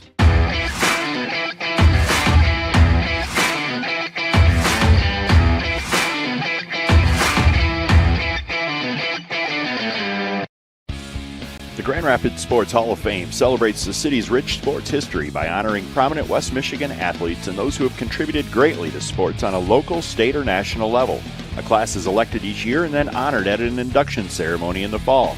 They also prevent annual events in support of West Michigan athletics, and they raise funds to support local youth organizations and charities.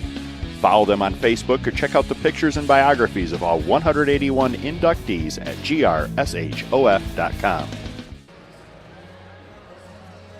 The 10 winners of the Nobel Peace Prize or the last 5 Miss Americas, the point is the applause dies and the achievements are forgotten. But can you name 3 friends who helped you through tough times or teachers who encouraged you in school? We remember those who make a difference in our lives. I'm Randy Hansen, president of Centennial Securities. What matters to us are the personal relationships we have with our clients, helping them build a secure financial future. As a Centennial Securities customer, you know what I mean. If you're not, isn't it about time? Member SIPC and FINRA.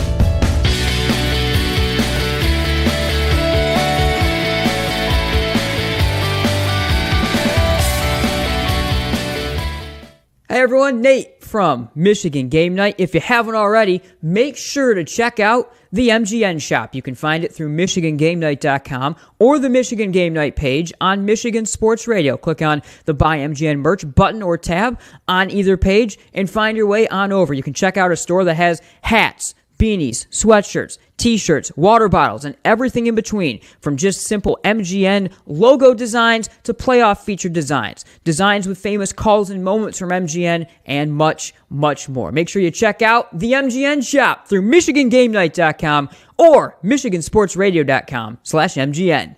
Can you identify your number one personal trait? The thing that you do better than most others? If not, this may be a good time to think this through. If you're really good at writing, then why use the phone? If you're great on the phone, why use email? If you have exceptional human relation skills, why sit back and let others lead? I'm Randy Hansen, president of Centennial Securities Company. Playing to our strengths is something we do very well at Centennial. And if you're already a customer, you know what I mean. If not, isn't it about time? Member SIPC and FINRA.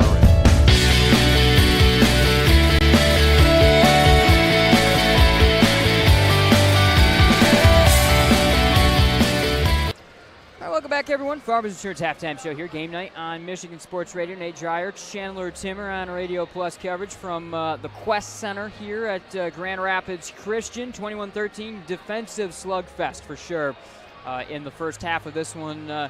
CT, we've got a short scoring recap, but take us through it. All right, we'll start on the Bulldogs side.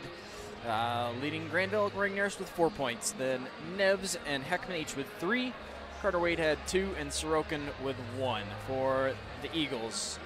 Malachi Hooser with 8, Oinga with 7, and then Goodike, Willis, and Johnson all with 2 points. And, I mean, again, Hooser 8 of 8 at the line for free throws. That's where your game's leading scorer is coming from.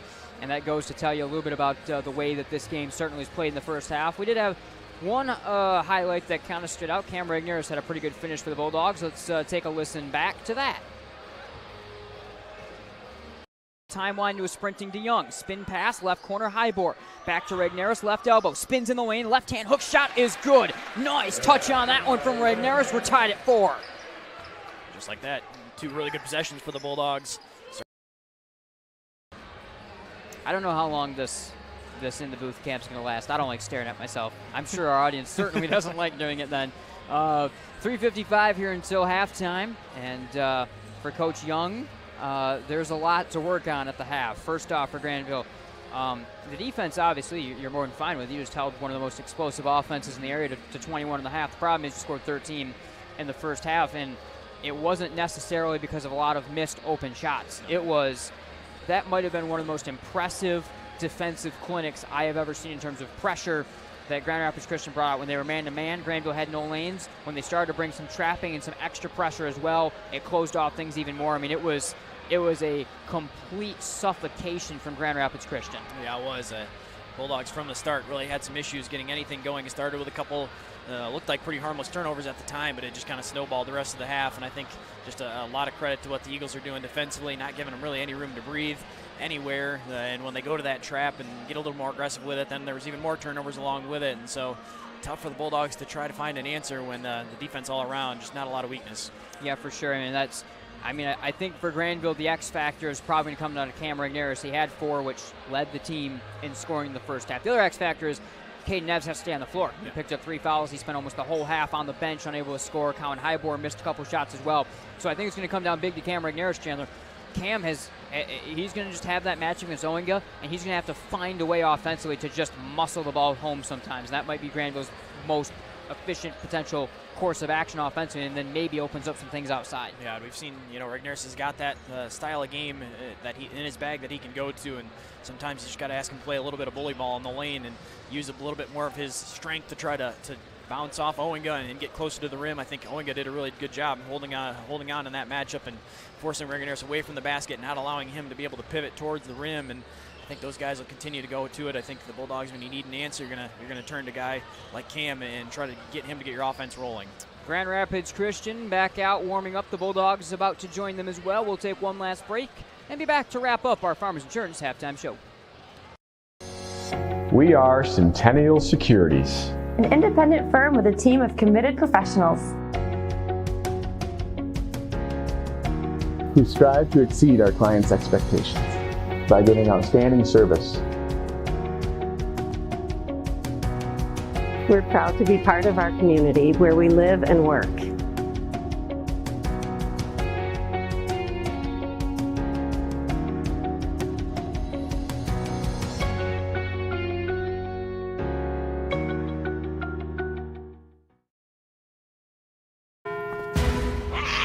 You can feel confident choosing Farmers, which means a black cat doesn't always spell bad news. What about a gang of them? Actually, a group of cats is called a clouder. Isn't that right, tough guy? We are farmers. Bum, bum, bum, bum, bum, bum.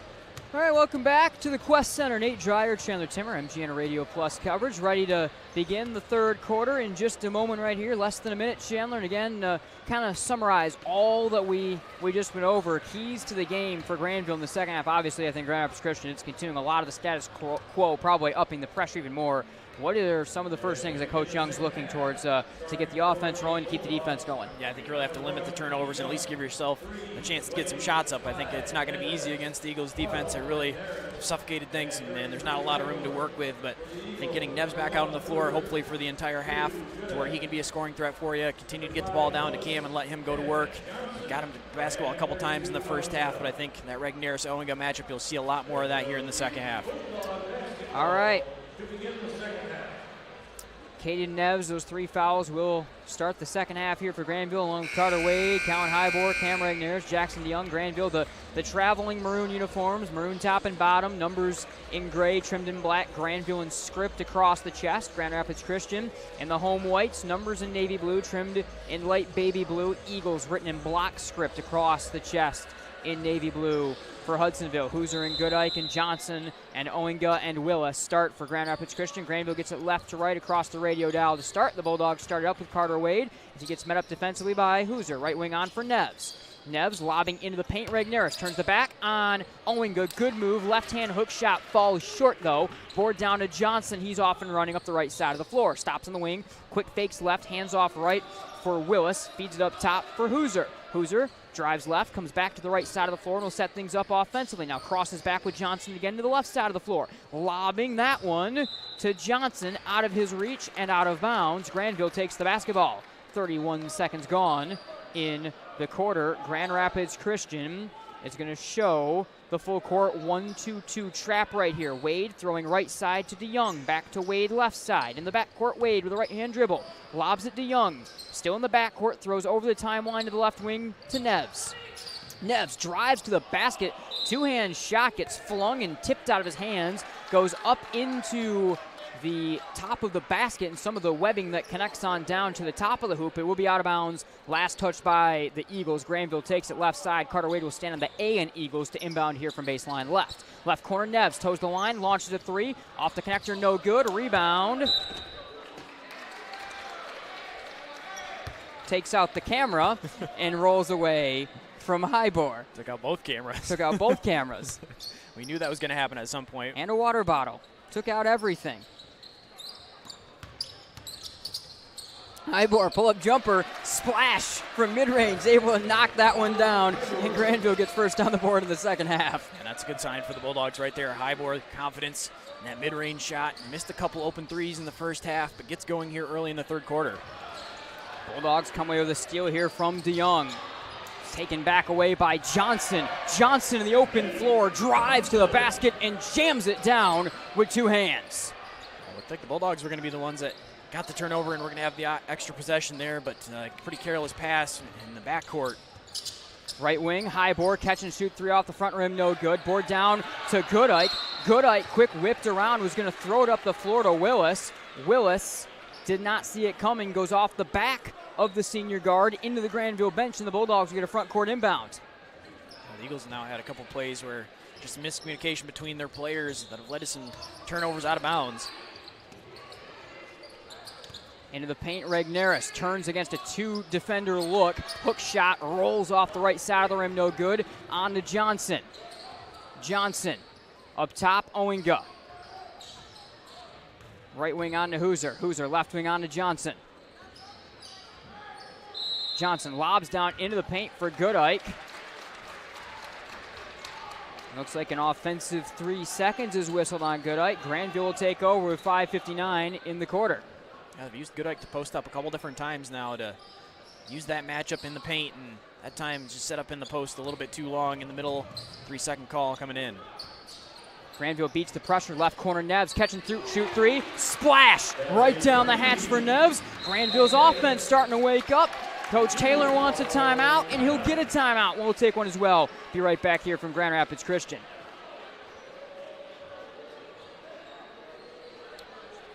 Michigan Hearing Experts sell and service several brands of hearing aids. Are you having trouble having a conversation or unable to hear the latest play of the game? We perform comprehensive hearing exams and use real ear measurements to ensure optimal functioning hearing aids for your unique needs. Our highly trained doctors of audiology are dedicated to helping you reconnect with your world. Visit MichiganHearingExperts.com to find a location near you and take the first step towards better hearing with Michigan Hearing Experts.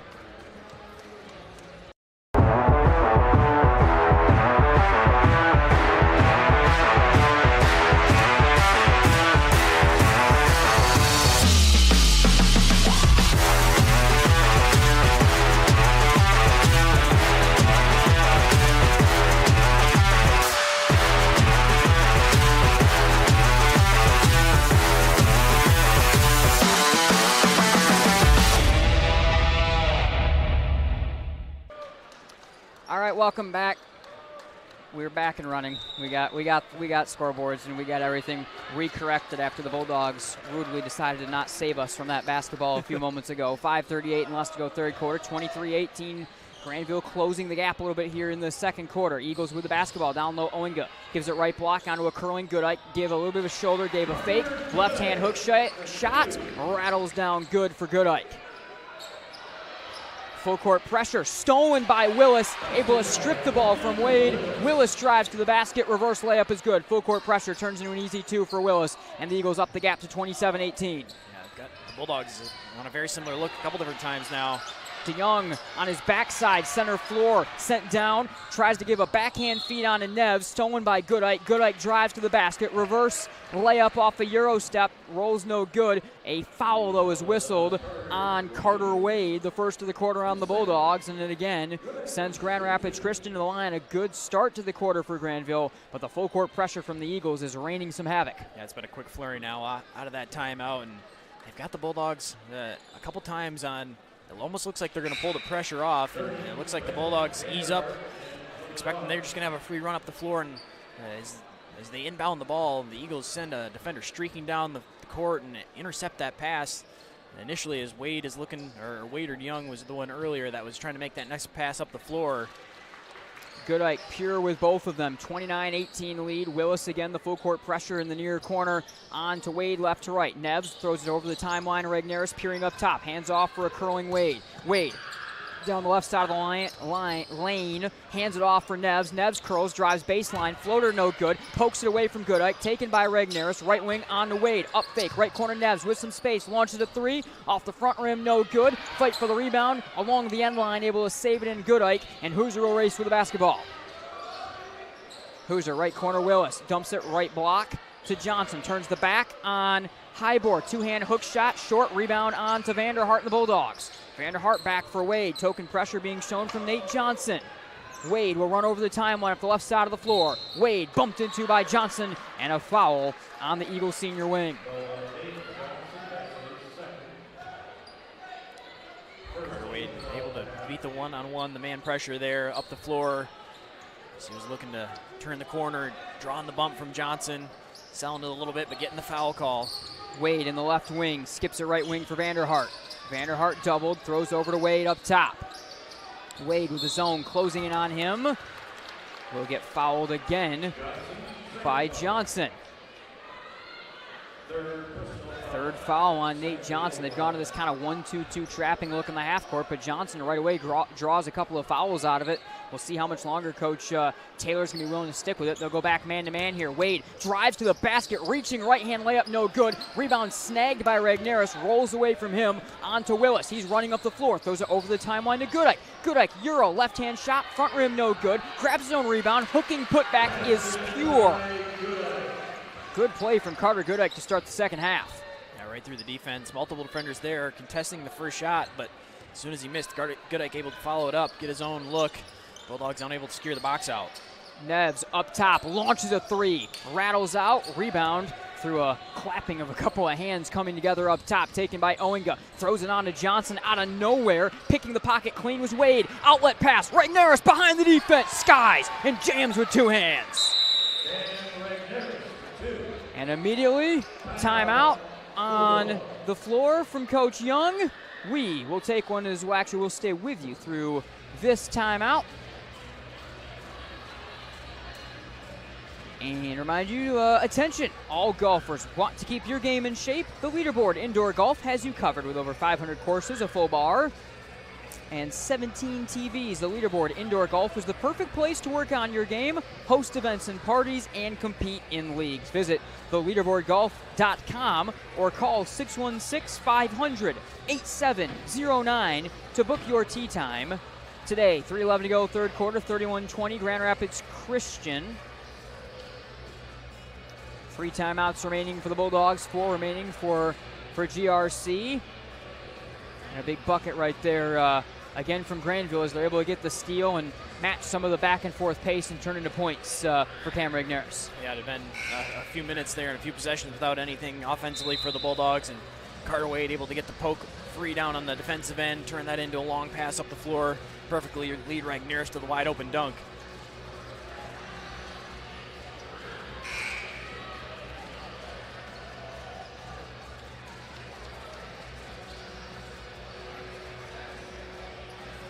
(31-20), Grand Rapids Christian. The Eagles will take it right to left here. Home white jerseys. Nate Johnson to throw it on in. Hoosier out there. They bring Tyler Davis in to join the duo up front of Goodike and Owinga. Vanderhart picks up the defense on Hoosier. Rolls across the floor to the right wing. Throws up top for Owinga. Reaching pass, left block, Goodike. Matched up defensively with Gibby Connolly. Left corner for Johnson. Reaching pass back for Goodike, and a foul on Connolly, crowding him. The second in the corner on the Bulldogs, and the first on Gibby off the bench. 2:55 in the third. 11-point lead for GRC. Look, we haven't seen a ton from the Bulldogs. Regnerus and Connolly both on the floor at the same time. It's usually been Connolly subbing Regnerus when he's needed a breather in foul trouble, but a lot of size out there, as there is in the entire roster for the Bulldogs, but a lot of size right there with Neves, Regnerus, and Connolly all on the floor. Johnson playing a two-man game with Owinga. Now Johnson left corner, hands off for Hoosier. Up top for Davis. Davis, right corner, Johnson, defended by Neves. Inside, Owinga gets behind Cam Regnerus, goes to reverse layup and scores off the window. And that's what can't happen when you've got 3 guys the size of Regnerus, Neves, and Connolly all on the floor. Is Owinga gets behind him and the pass can go over the top.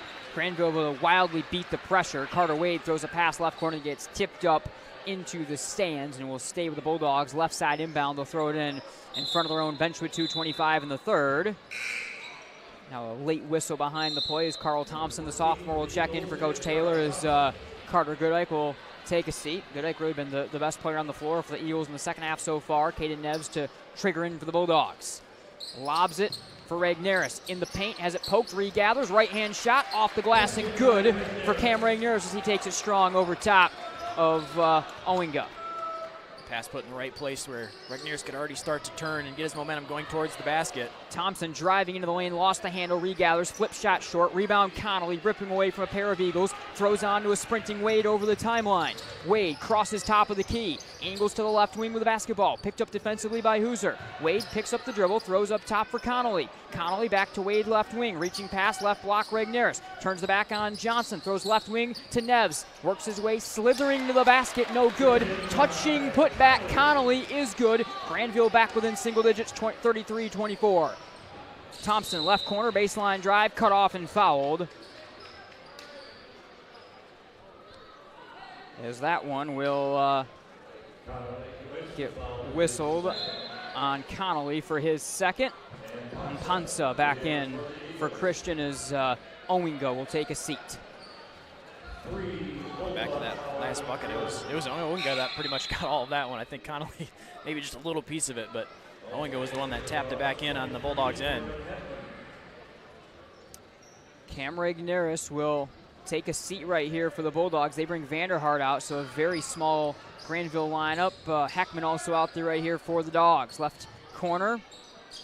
Thrown left wing now for Tyler Davis. Gets matched up man-to-man defense from Carter Wade. 90 seconds to go in the quarter. Drive from Davis, snaking to the basket. Leaning left-hand layup is short. Rebound down to Vanderhart. He's off and running. Brendan Vanderhart, right corner. Heckman drives to the basket, stops, up fake, right-hand floater. Good. Crafty shot from Heckman. 33-26. Eagles working with pace the other way. Hoosier in the wing. Jabs, drives, travel. Grandville basketball with 1:10. Much better play now the last couple minutes from the Bulldogs. Offensively, able to work in the open floor. Heckman under control the entire way, didn't sped up too much. Gets the little floater. And on the other end, forcing another turnover from the Eagles in the travel. Sorokin in for Neves, or Neves in for Sorokin, I should say. Both actually on the floor. Late substitution changed how Grandville brought it out. Neves left wing, jacks up the triple, rolls out, no good. Down to Johnson. Connolly out there, Heckman out there, Vanderhart, Neves, and Sorokin, the Grandville unit. Johnson in the corner, stepping back, nearly stepping out of bounds, able to save his feet, then gets grabbed and fouled by Neves. That's his fourth huge foul on Caden Neves. Seconds right there. Is a couple big calls back-to-back. Coach Young looked like maybe he was selling it a little bit, but thought Johnson stepped out of bounds along the sideline there and was looking for the call. Then on the reset, Neves reaching in, poking in. Now he's going to have to find himself on the bench for a while once again. Hybor comes in for Neves, spinning to the basket. Johnson, right-hand layup, 360s, and falls for Nate Johnson with 42 seconds in the quarter. Full court presses on. Along his own baseline, Sorokin behind the back dribble, gets by Davis, runs over the timeline. Sorokin up the middle of the floor, floater from 10 feet, rattles out, fight for the rebound. Last touch by Grandville along the baseline. 28 seconds, .4 in the quarter, and the Eagles will take it. And right now, Coach Young getting an extended breather for a lot of his starting lineup. Expect them to sit now for the end of the third and try to get them and play pretty much the entire length of the stretch. Owen Go also on the bench on the other side. Here's Johnson left wing. Across for Thompson. Deep 25-foot three for the sophomore. Falls short with 14 seconds. Sorokin snakes up the middle of the floor. Stopped up by Hoosier. Run into by Davis, and a foul was called. Third of the quarter on the Eagles.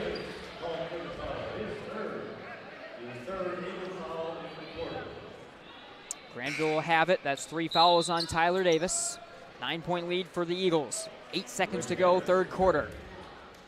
Cam Regneris will check in now to close the quarter. Sorokin with 7.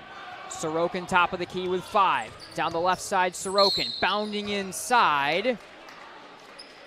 And a foul is called on the floor on Davis, who picks up his fourth. So he picks up a couple in quick succession. 2.8 seconds to go for Grandville on the inbound. Baseline left, standing on the A in Eagles. Vanderhart will throw in. Vanderhart looking for the inbound. Vanderhart holding, left corner, high board, triggers a 3 over top of Johnson. Off the back rim, no good. We close the third quarter. We go to the final frame. 9-point lead for Grand Rapids Christian. We're going to step aside, be right back here on Game Night. The 76 Diner and Truck Stop would like to invite you and your families to come and check out their diner. With locations in both Byron Center and Coopersville, they're a great place to stop before or after the game. They have a wide variety of menu choices to feed all the kids. They serve breakfast hot all day, and they're able to accommodate all of your large group needs. Their full menu is available for takeout orders, and they have online ordering at 76truckstopdiner.com.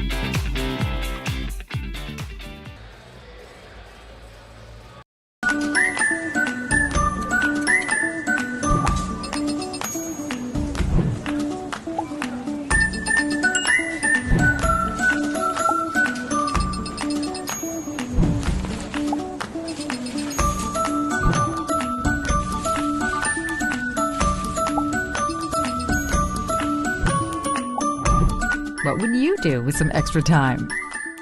Shop Fastlane today. All right, welcome back. Nate Dreyer, Chandler Timmer, Quest Center. 8 minutes to go, 35-26. Been a defensive slugfest, and Grandville Chandler just finding a way to stay in it. They lost this game 62-39 last year, and they've just found a way so far to stay a couple shots away from having a chance. Yeah, they've been able to keep themselves within striking distance. It looked like the Eagles were going to open things up there. Had a double-digit lead at points in the third quarter, but the Bulldogs able to make just enough shots and get just enough stops to keep themselves just within striking distance. Drive to the basket for Johnson, no good. Mpunsa, the putback with 2 hands, is good off the glass, and the Eagles go back up double digits to start the final quarter. Carter Wade, right wing. Hybor out there along with Sorokin in the backcourt. Grandville with Regneris and Heckman up front. Spinning into the paint is Sorokin underhand feed, somehow snagged by Ragnaris, poked, regathers, whip pass, left wing, Sorokin. Working the pivot foot, right wing for Heckman, swung right corner for Hybor. Lobs it inside for Ragnaris, entry is denied and fouled by Mpunsa. 7:21 in the fourth. Sorokin had the middle of the lane, nice move with the dribble. He's really showing his handles those last couple games when he's been the ball handler. Looked like he expected Ragnaris to go maybe a little bit more for the alley-oop and go strong towards the rim, but the Bulldogs keeping possession. Now we're going to have another look at it. Ragnaris driving it on Mpunsa, hands off top, Check will try. Hybor off the left side of the rim, no good. Board down to a sprinting Hoosier. He'll slow it down to the right wing. Hoosier across the floor, top of the key, skips it, give and go. Goodike, up fake, right-hand shot, swatted by Ragnaris out of bounds. 7:04 in the fourth. Goodike trying to use the shot fake to get Ragnaris in the air, but Cam able to hold his ground, keep his feet planted until the shot went up and then block it. There really are a few players I think get fooled by less up fakes than Cam Ragnaris in that moment. He's so good recovering as well. Thompson driving into the paint, jump pass left corner for Goodike, lobs up top for Hoosier. Swung right wing for Thompson again, the sophomore. Defended by Hybor. Lobs it left wing to Hoosier. Up top, Davis. Left corner, Goodike. Lost the handle, regathers, gets met up defensively by Ragnaris. Curls around a screen. Goodike drives to the basket, turns the back, leaning left-hand hook shot off the glass and good. Another tough finish for Goodike around Cam Ragnaris. They're getting score now for the Eagles. 10 points for Goodike, and that one, patient attack the entire way. Pull-up shot, free throw line, clutched and splashed by Xander Sorokin to answer. That's big if Sorokin can continue to do that, create his own shot a little bit, especially Bulldogs needing some points and needing a bucket right there, someone to create their own look. Drive from Thompson, left-hand shot, no good. Board onto Ragnaris, onto a running Sorokin, weaving up the middle of the floor. Sorokin, no look to Wade. Wade spins into the paint, up top Sorokin, triple try. Off the back rim, no. Board to Hoosier. Hoosier has it poked away. Ragnaris chases after it into the corner. And it's last out of bounds off of Cam Ragnaris, and the Eagles will take it. Great effort. Wade poking in there, able to knock it free initially, and then Ragnaris as well, not giving up on the play. Had a chance at it right in the corner, right in front of us here, just barely out of bounds as he was laying it all on the line, trying to gather possession. I thought we were going to get a 6'8" Cam Ragnaris into the broadcast position that time, not just the basketball. Yeah, we thought the ball sent the cameras flying. We had a couple players rolling around over here. We'd spend the rest of the night picking things up, I think. Davis drives to the basket, gets cut off and grabbed and fouled by Carter Wade. By the way, Grandville has brought Neves in for Hybor. That's the third foul on Wade. So Neves with 4 fouls out there for the Dogs. Wade now with 3 fouls for Grandville. 39-28 ball game. Lob to Owinga left wing, hands off on the curl to Davis. Drives to the basket, pull up 10-footer, off the connector. Rebound spike to the corner for Owinga. Owinga fakes a shot, now launches it. Low driving 3 off the back rim, no. Mpunsa the board, hands off for Owinga. Turns the back to Mpunsa. Left wing for Davis. Thompson lobbing, free throw line, jumped and stolen by Ragnaris. Cam running the floor, lobbing into the basket, and a foul is called as he collides with Tyler Davis, who is a little slow to get up as he took some contact right there. That will be the end of the night for Davis, as that will be his 5th foul as he remains slow to get up. Ragnaris poking that one free at the free throw line on the defensive end and seeing an opportunity to try to run the entire length of the floor. Davis trying to contest at the last minute, and they both collided. Ragnaris was going to the Euro step to try to go back to the right side. Davis was kind of going to the left to try to go and meet Ragnaris for the lay-in, and just an inadvertent collision between the two. Yeah, Davis caught that in his midsection, if you catch my drift, and he's a little slow to find his way back and able to get back under his own power. So he fouls out, though, so end of the night. Willis will check back in as Davis will go straight back to the locker room. Ragnaris to the line for 2 right here. Gibby Connolly in for the Bulldogs as Heckman will take a seat. Big lineup out there for Grandville right now. Both Heckman and Ragnaris. Neves as well. Always a big lineup for Grandville. First free throw for Cam Ragnaris is down and good. I think Coach Young seeing multiple offensive rebounds for Grand Rapids Christian on the other end of the floor. Right away went to Connolly to try to get a little bit more size in there. Ragnaris' second free throw rattles out. He has struggled at the line in this one. Grandville down 10 with 5:17 and less. Bulldogs need to go on a little bit of a run. Grand Rapids Christian looking to ice things right here. In the right wing, Carl Thompson, the sophomore. Defended by Sorokin in the wing. Big size advantage to Thompson. Thompson, right corner, around a Goodike screen. Keeping a left-hand dribble. Poking in Sorokin. Thompson drives by him to the basket. Right-hand shot swatted off the backboard by Regneris. Sorokin off and running for the Bulldogs. Weaving up the middle of the floor. Sorokin, left corner Neves. Drives the baseline. Jump pass. Through a couple of hands to Regneris. Regneris lobs to Connolly. Connolly loses it to Willis. Now Willis is off and running back the other way. He'll curl off left corner and slow the game up to Goodike. Missed opportunity for the Bulldogs. Got the turnover. Looked like they were going to be able to work the ball around. Thompson, free throw line floater. Off the back rim, no. Board down to Owinga. Flips corner to Willis. Up top with a left-hand feed to Goodike and back right side to Willis to slow it down. 4:20 and less in the fourth quarter, 39-29. Willis for Thompson. Loosely watched here by Sorokin. Now he'll crowd in on him. Thompson drives the baseline, whips the hands free, underhand handoff, poked and stolen by Connolly. Regneris gives a chest pass on to Neves. Up top for Sorokin. Sorokin all the way across Wade, left corner, triple try, splash! Right down the hatch for the freshman. A huge one from Carter Wade, and immediately a timeout called on the floor. What a shot from Carter Wade. He's got 5. We'll stick with you through this break. Thanks as always to Centennial Securities and Farmers Insurance for their presenting sponsorship of Game Night on Michigan Sports Radio. Huge shot for the Bulldog freshman. Carter Wade finding some space up the floor, and the adjustment here in this game, and it's kind of taking place as the game has gone along, as we're starting to see Sorokin handle the basketball a little bit more, and then they can use Carter Wade as a shooter where he can set up, catch and shoot as he did right there. Sorokin has shown his ability. He can really handle the basketball. He's held up to the pressure from the Eagles so far, able to beat it by himself there and then whip that pass across. All right, Bulldogs will break it out.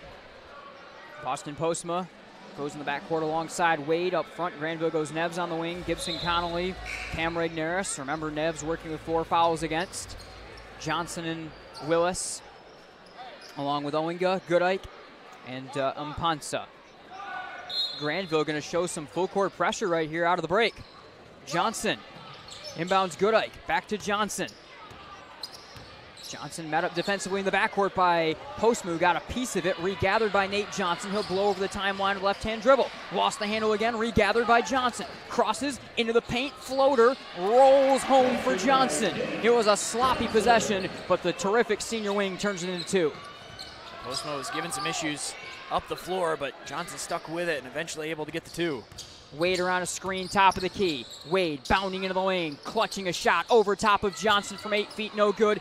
Nate Johnson the rebound or the run out. Up the left side of the floor, Johnson snakes to the basket, whips up a wild shot, too strong. Board to Connolly, on to Wade. He's off and running. Wade, Neves, toes the line, left wing 3, off the side of the rim, no. Board to Regneris. Hand off, Postma, deep 3, 23 feet, misses everything, short rebound. Last touch by Owinga. It'll stay with Grandville along the baseline. Lucky touch there from for Grandville. Now the Bulldogs get a couple opportunities on the offensive glass. A couple missed threes, but some fortunate bounces. Regneris able to gather one, and then another one off the Eagles. Going to allow the Bulldogs to get another chance at it. Hoosier in from Mpansa, 3:08 to go. Regneris lobs up top, Neves, 3, rattles out, no good. Board down to Owinga on the Hoosier. Hoosier into the wing, met up defensively by Hybor. Owinga, handoff, curling Thompson, free throw line, stops, throws it up top for Hoosier, reaching pass, short left corner. Owinga leans away from Regneris and splashes down a mid-range jumper. Owinga with 11. And wide open there. He got a little bit away from the defender. Hybor drives the baseline, pulls up from 15 feet, draws the contact. Shot rattles out, no good, but an expert job to draw the contact right there from Hybor. Follows on Willis, his first, and Hybor to the stripe. Quiet night again for Colin Hybor, just 2, and he's too strong with the first free throw. It's been a bit of a quiet night again from Hybor, but there, the smart play, as you were mentioning, feeling the contact. Shot he probably wouldn't normally take, but knowing he had the contact, they're able to go up and get a couple of opportunities at the free throw line. Hybor splashes down the second one. Grandville will bring full court man-to-man pressure right here. 2:36 to go, fourth quarter, 10-point lead for Grand Rapids Christian. Owinga along his own baseline, far side to throw in. Got it in front of the timeline to Johnson. Throws over the stripe to a racing Willis to the basket. Right-hand shot blocked from behind by Connolly, and a foul is called on Gibby. That'll be the third on Connolly, second on the Bulldogs, and it will send Quentin Willis to the line for a couple. Neves and Hybor set to check in offense for defense along with Vanderhart for the Bulldogs. 2-on-1 for the Eagles. Connolly forced to just try to do the best he can to hold up. Willis able to get the rattle on the first one. Grandville seeing firsthand why this is a Grand Rapids Christian team that certainly is lining themselves up to be a state championship contender and a state championship favorite in Division II. Even on nights, as the second one also is pure for Willis, even on nights where their offense may not be at their absolute best, Grand Rapids Christian certainly is able to find a way to ice things down the stretch. Full timeout called by Coach Taylor. We will take one right alongside the Eagles. Be right back here from the Quest Center. Was founded based on the belief that the interests of our clients must always come first. We listen and understand your objectives before making a recommendation. We customize the portfolio of investments to fit your goals. It is our commitment to provide a strong line of communication. Our services include family wealth management, saving for retirement, and estate planning and trust services. Getting started is as easy as picking up the phone. After all, when everything is said and done, isn't it about time? It's the final game, folks. This one wins the series. Struck out with the cheap seats? Important things aren't worth compromising. At Farmers, we offer both quality insurance and great savings. Here, take mine. We are Farmers. Bum, bum, bum, bum, bum, bum. 45 or something. Okay. Welcome back. Nate Dreyer, Chandler Timmer. Game night on Michigan Sports Radio. 2:32 to go. 45-33 Grand Rapids Christian. As the Eagles are looking to hang on for this non-conference win. Only one loss this year to Detroit Western. For a team that has only allowed 50 points in 4 of 12 games this year, that certainly is going to remain the case, except now be 4 of 13 for them, as they have held Grandville's offense pretty darn quiet this evening. Vanderhart, right wing. He's doubled, throws all the way left corner to Hybor. He's all alone, triple try, rattles it down. Count Hybor knocks down the triple. Grandville back within single digits. Grand Rapids Christian over that 1-3-1, look again. Carter Wade jumps the passing lane out of the full court defense.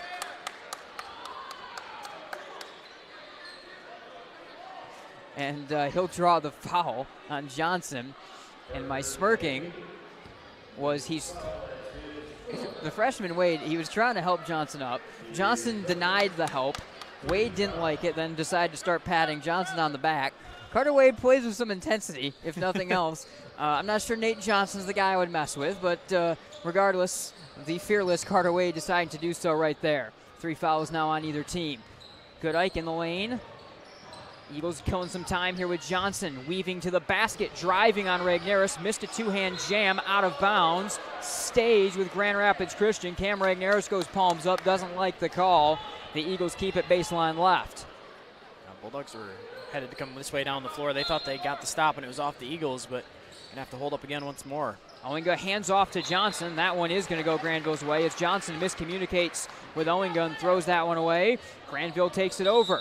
Full court pressure here from Grand Rapids Christian, but a timeout from Grand Rapids Christian is whistled first as they take a quick 30-second timeout. The officials are going to discuss this because the play was already in the hands of Neves, and it looked like on the way for Grandville when that foul got, or that timeout got awarded to Coach Taylor. And they will allow the 30-second timeout. 1:53 to go, 45-36. Grandville was able to hit a 3 with Hybor last time down the floor. They're going to have to get some quick baskets just like that and then get some full court play as well. Yeah, I would think this time down the floor, Hybor's now got 4 points in the fourth quarter. Potentially get another look for him. Neves or Wade are probably your most likely three-point shooters to try to get an open look. And yeah, if you get another made 3, you're suddenly back in this game. 45-36, Grand Rapids Christian with just under 2 minutes to go. And right around this, mark of 8 to 12 points for the bulk of the ball game.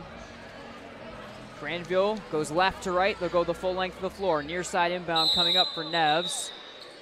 We got an errant basketball from a spectator on the floor rolling out. We'll get that cleaned up. Now we'll get going. Full court man-to-man pressure here for Grand Rapids Christian. Inbounded to Carter Wade. Up the middle of the floor, Wade. Wade throws it right corner to Highboard. Gets poked and stolen, but a foul is called as Wade fumbles with that basketball. Fourth foul on the Eagles, and that's the first foul on Malachi Hooser. Wade up top with 1:49. Grandville down 9. Wade down the left side of the lane. Pops a shot over top of Owinga. Off the back rim, no. Board down to Johnson. Off and running. Throws it over the timeline to Goodike.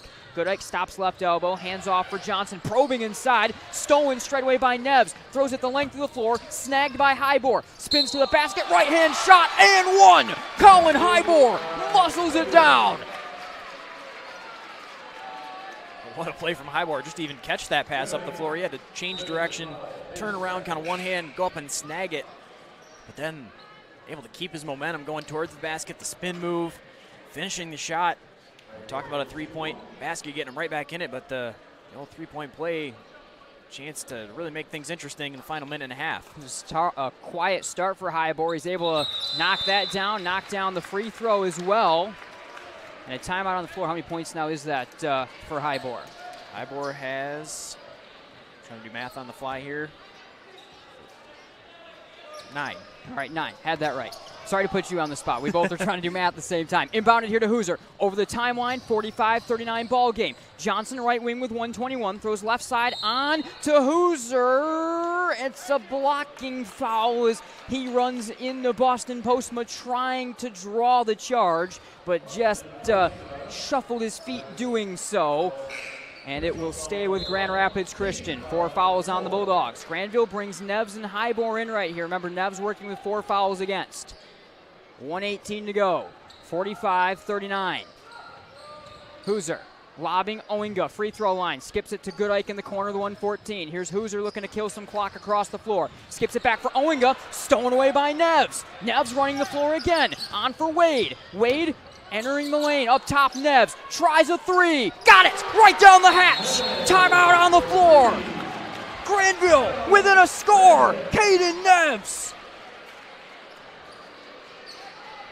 Unbelievable. Will stay with you through the timeout. Can you believe it? Pretty crazy sequence of events for the Bulldogs right there. They've really come to life offensively. That's 3 made threes now in the fourth quarter, along with the 3-point play from Highbore in there included. So I think all of a sudden the Bulldogs finding the shot from deep, getting some stops defensively. The Eagles, a bit surprised they weren't just playing keep away this last minute and a half in the last possession especially. But Hooser and Owinga trying to make a pass and potentially look to score, led to a turnover. Neves cashing in. Neves, Highbore, Regneris, all with 9. Now Grandville to a point that they don't have to look to the full court defense in the steals. They can get a stop, setting up their defense traditionally. But I mean, Caden Neves, the play down the stretch, the couple of working with 4 fouls, the couple of steals down the stretch, hitting the 3 there as well. Pretty unbelievable play out of the Grandville junior. Yeah, it's really been impressive. He's been forced to play kind of conservative from the start. Got 2 fouls very early on in the first quarter. He's kind of been battling it ever since then, but has found a way to get himself to this point in the game where he can now be effective, be a big part of the Bulldogs stretch push. Grandville looking for the upset win. They have 1 timeout remaining, 2 remaining now for the Eagles. Grandville into the bonus. They do not have a foul to give as Grand Rapids Christian, the other Eagles, the Bulldogs just beat some Hudsonville Eagles, will be 1 foul away from entering the bonus themselves. Right to left across the radio dial. Grand Rapids Christian will throw in here with Johnson.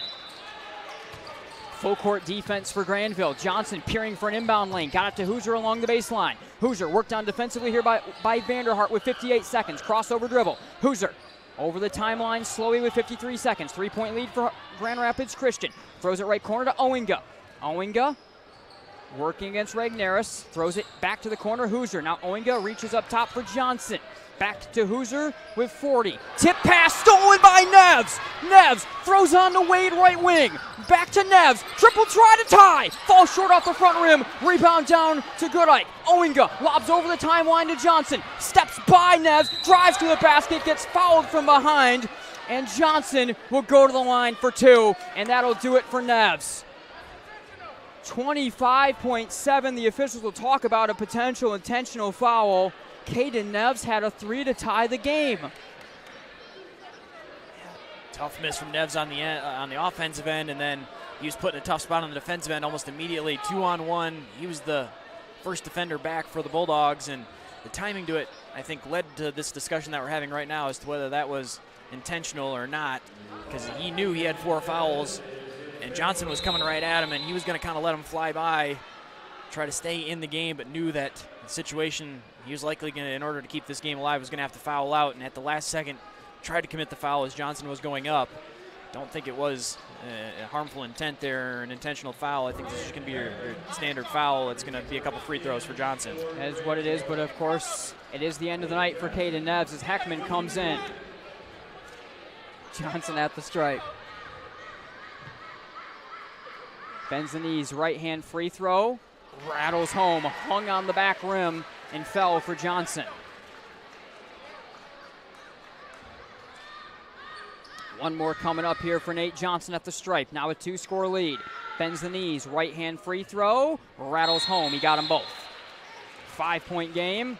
Timeout on the floor is this time Coach Taylor wants it. Again, we'll stay with you through the break thanks to Centennial Securities and Farmers Insurance. I mean, certainly didn't see it even quite getting to this point down the stretch. A big effort for Grandville and a big effort for Caden Neves, who came away with 3 steals himself as Grand Rapids Christian was just trying to run the clock down. Grandville stuck with them. They were committed to not fouling yet. We're going to try to get these steals, and Caden Neves picks up 3 steals in a row. He got the 3 as well mixed in there.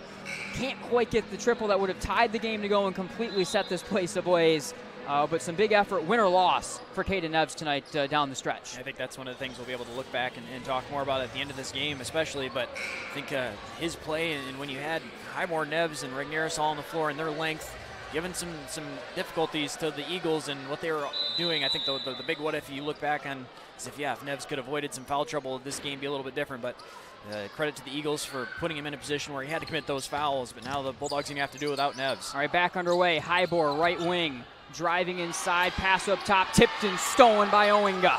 Owinga using his long arms to snag that one away on the tip up. Hooser races up the floor, gets fouled from behind by Regneris, and 2 at the line for Malachi Hooser, who was a perfect 8 of 8 in the first half of the stripe. He can ice it away a little bit more right here. 12.5 seconds on the clock. Hooser has not scored since those 8 free throws, 6 of which came in the second quarter. Chance to ice it. Hits the first one pure. One more from Malachi Hooser, wears one of the home white uniforms. Lefty bends the knees, flicks the left foot just in front of the right. Second free throw rattles out, his first missed free throw of the evening. Heckman over the timeline to Wade with 8 seconds. Launches a 3, off the connector, no. Board to Goodike. Grandville will pull off. Here comes Johnson with 2, and that is your ball game. Grand Rapids Christian survives. What an effort down the stretch from Grandville, but West Michigan's best team will move to 12-1 on the year as they survive this one on their home floor. We move on to our Centennial Securities postgame show. My goodness, what a ball game, CT. Yeah, it was a great one. I think both teams kind of figuring things out in the first half, really defensive slugfest, things picking up in the fourth quarter, especially some shots being made on either end of the floor. Impressive from the Bulldogs to even make a comeback and have the chance to tie the game, have a shot under a minute to try to tie the game, but you see why this Grand Rapids Christian team is so good.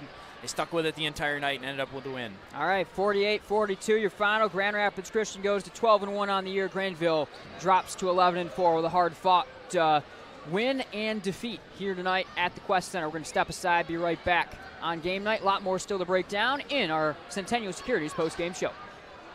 The 10 winners of the Nobel Peace Prize or the last 5 Miss Americas, the point is the applause dies and the achievements are forgotten. But can you name 3 friends who helped you through tough times or teachers who encouraged you in school? We remember those who make a difference in our lives. I'm Randy Hansen, president of Centennial Securities. What matters to us are the personal relationships we have with our clients, helping them build a secure financial future. As a Centennial Securities customer, you know what I mean. If you're not, isn't it about time? Member SIPC and FINRA.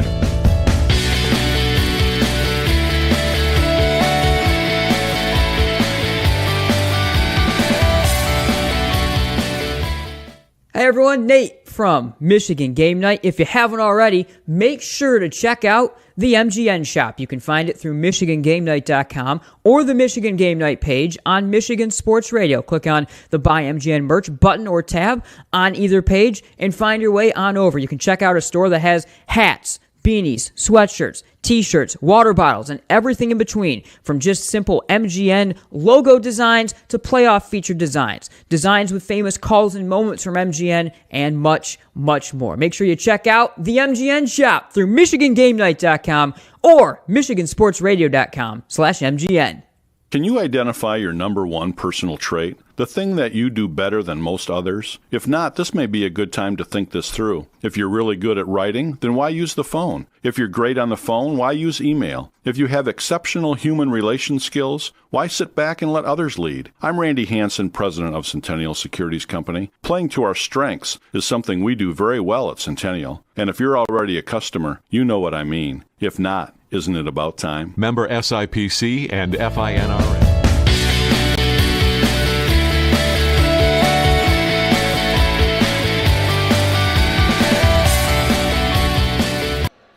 Welcome back, everyone, to the Quest Center. Centennial Securities post-game show, wrapping up a thriller. 48-42 the final. Grand Rapids Christian goes to 12-1 on the year, but I mean, a game that the Eagles led by double digits for most of the second half. Grandville pulls off 3 straight steals at the end. They hit make a couple of three-point plays off of it.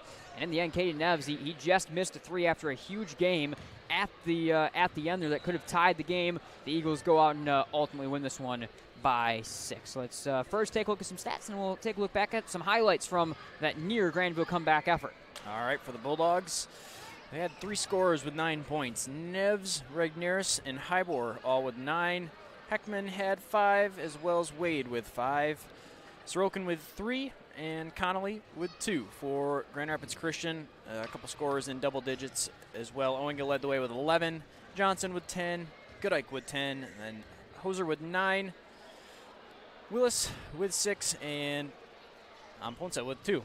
All right, let's take a look at some highlights before we'll get into handing out some awards from this one. Let's start all Grandville highlights. You know, Grand Rapids Christian controlled this game, but not a ton of highlight reel plays on their end. Able to get a lot of easy defense and offense type buckets, and really just playing their game on the whole. But let's take a look. Let's start. Cam Regneris had this dunk in the third quarter. Taken by Owinga, throws it on to Johnson out of nowhere. Picking the pocket clean was Wade. Outlet pass, Regneris behind the defense, skies, and jams with 2 hands. And immediately, timeout.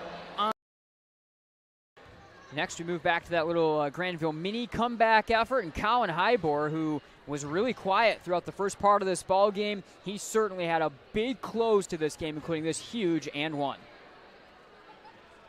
Johnson probing inside, stolen straight away by Neves, throws it the length of the floor, snagged by Hybor, spins to the basket, right-hand shot, and one! Colin Hybor muscles it down. And lastly, we transition into some awards, and we go to our Farmers Insurance play of the game. It may have been a losing effort, but Caden Neves, defense and offense a couple of times. This one cut it to a 1-score game. He nearly really had the play of the game if he hit the next one, but this one is our Farmers Insurance play of the game to bring it down to a 1-score game, defense and offense for Caden Neves. Neves running the floor again, on for Wade. Wade entering the lane, up top Neves, tries a 3, got it, right down the hatch, timeout on the floor.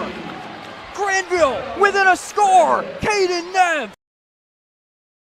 All right, few more awards to hand out. We go to Centennial Securities winning game plan. Centennial Securities offers the investments and advice for your best financial game plan, best play call of the game. You gotta go to Desmond Young, even in the losing effort down the stretch. What he was able to do with the way that he set up his full court pressure and his trap, especially in the half court, to even find a way to get those turnovers and make it a ball game and keep his team in it against his old team. It was a heck of a coaching effort tonight from Coach Young. It sure was. I think we kind of were talking about throughout the course of the game, the Bulldogs staying right within striking distance, Eagles extending it to double digits a couple different times, but the Bulldogs kind of staying right in that zone there where they could still potentially make a comeback. I think if you were asking me maybe us both specifically, if we thought it was going to happen, probably not. But the Bulldogs able to pull the strings at the end there, go to that the pressure looks, get some turnovers, get Neves before he fouled out in some serious minutes and some strong play down the stretch. And so I think the Bulldogs, the fact that they made it a one-score game, almost a tie game, really impressive. Rainbow Grill in Grandville presents our Player of the Game award. First off, an honorable mention to our rule is we give this award. I don't know if we've ever given it to a player in a losing effort.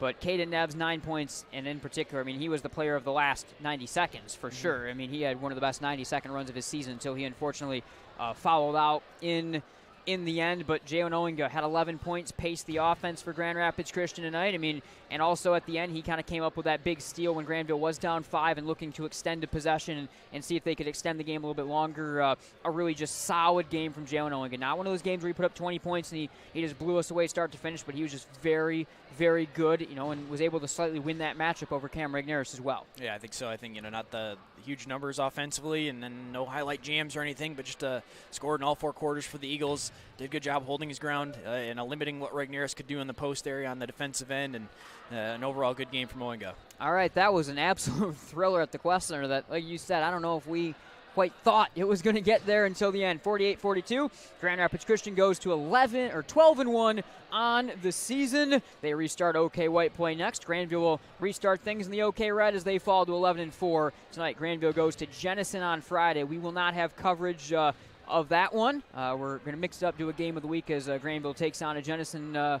team that they're able to handle pretty well the first time. The girls played a great game, but able to handle pretty well, and the Bulldogs going on the road. So we've got a really fun and interesting one, a small school battle, a D2 and a D4 team at Tri-Unity Christian, Wyoming Lee versus Tri-Unity. We can kind of preview it. We know what Tri-Unity is. Slow, methodical, the best team probably in Division 4. It looks like Coach Keeler's ready to win another state championship this year. But Wyoming Lee, they can run, they can score, a little bit bigger school, a lot of talent. I think it's going to be a really fun game. It might not be the first matchup that jumps off the page as being a great one Friday. It might be the best game in West Michigan, though, Friday when it's all said and done. Yeah, I think so. I think the different styles of play there, and, of course, have some history with Tri-Unity and covering their state title run a few years back. And so I think a really good matchup, kind of a change of pace for what's close to the middle of the conference season for us as well. And so it should be another good one on Friday. If you're a Tri-Unity fan, you probably can expect us, if they go for the run, that someone from Michigan Sports Radio and probably us two bozos will be the ones at the Breslin Center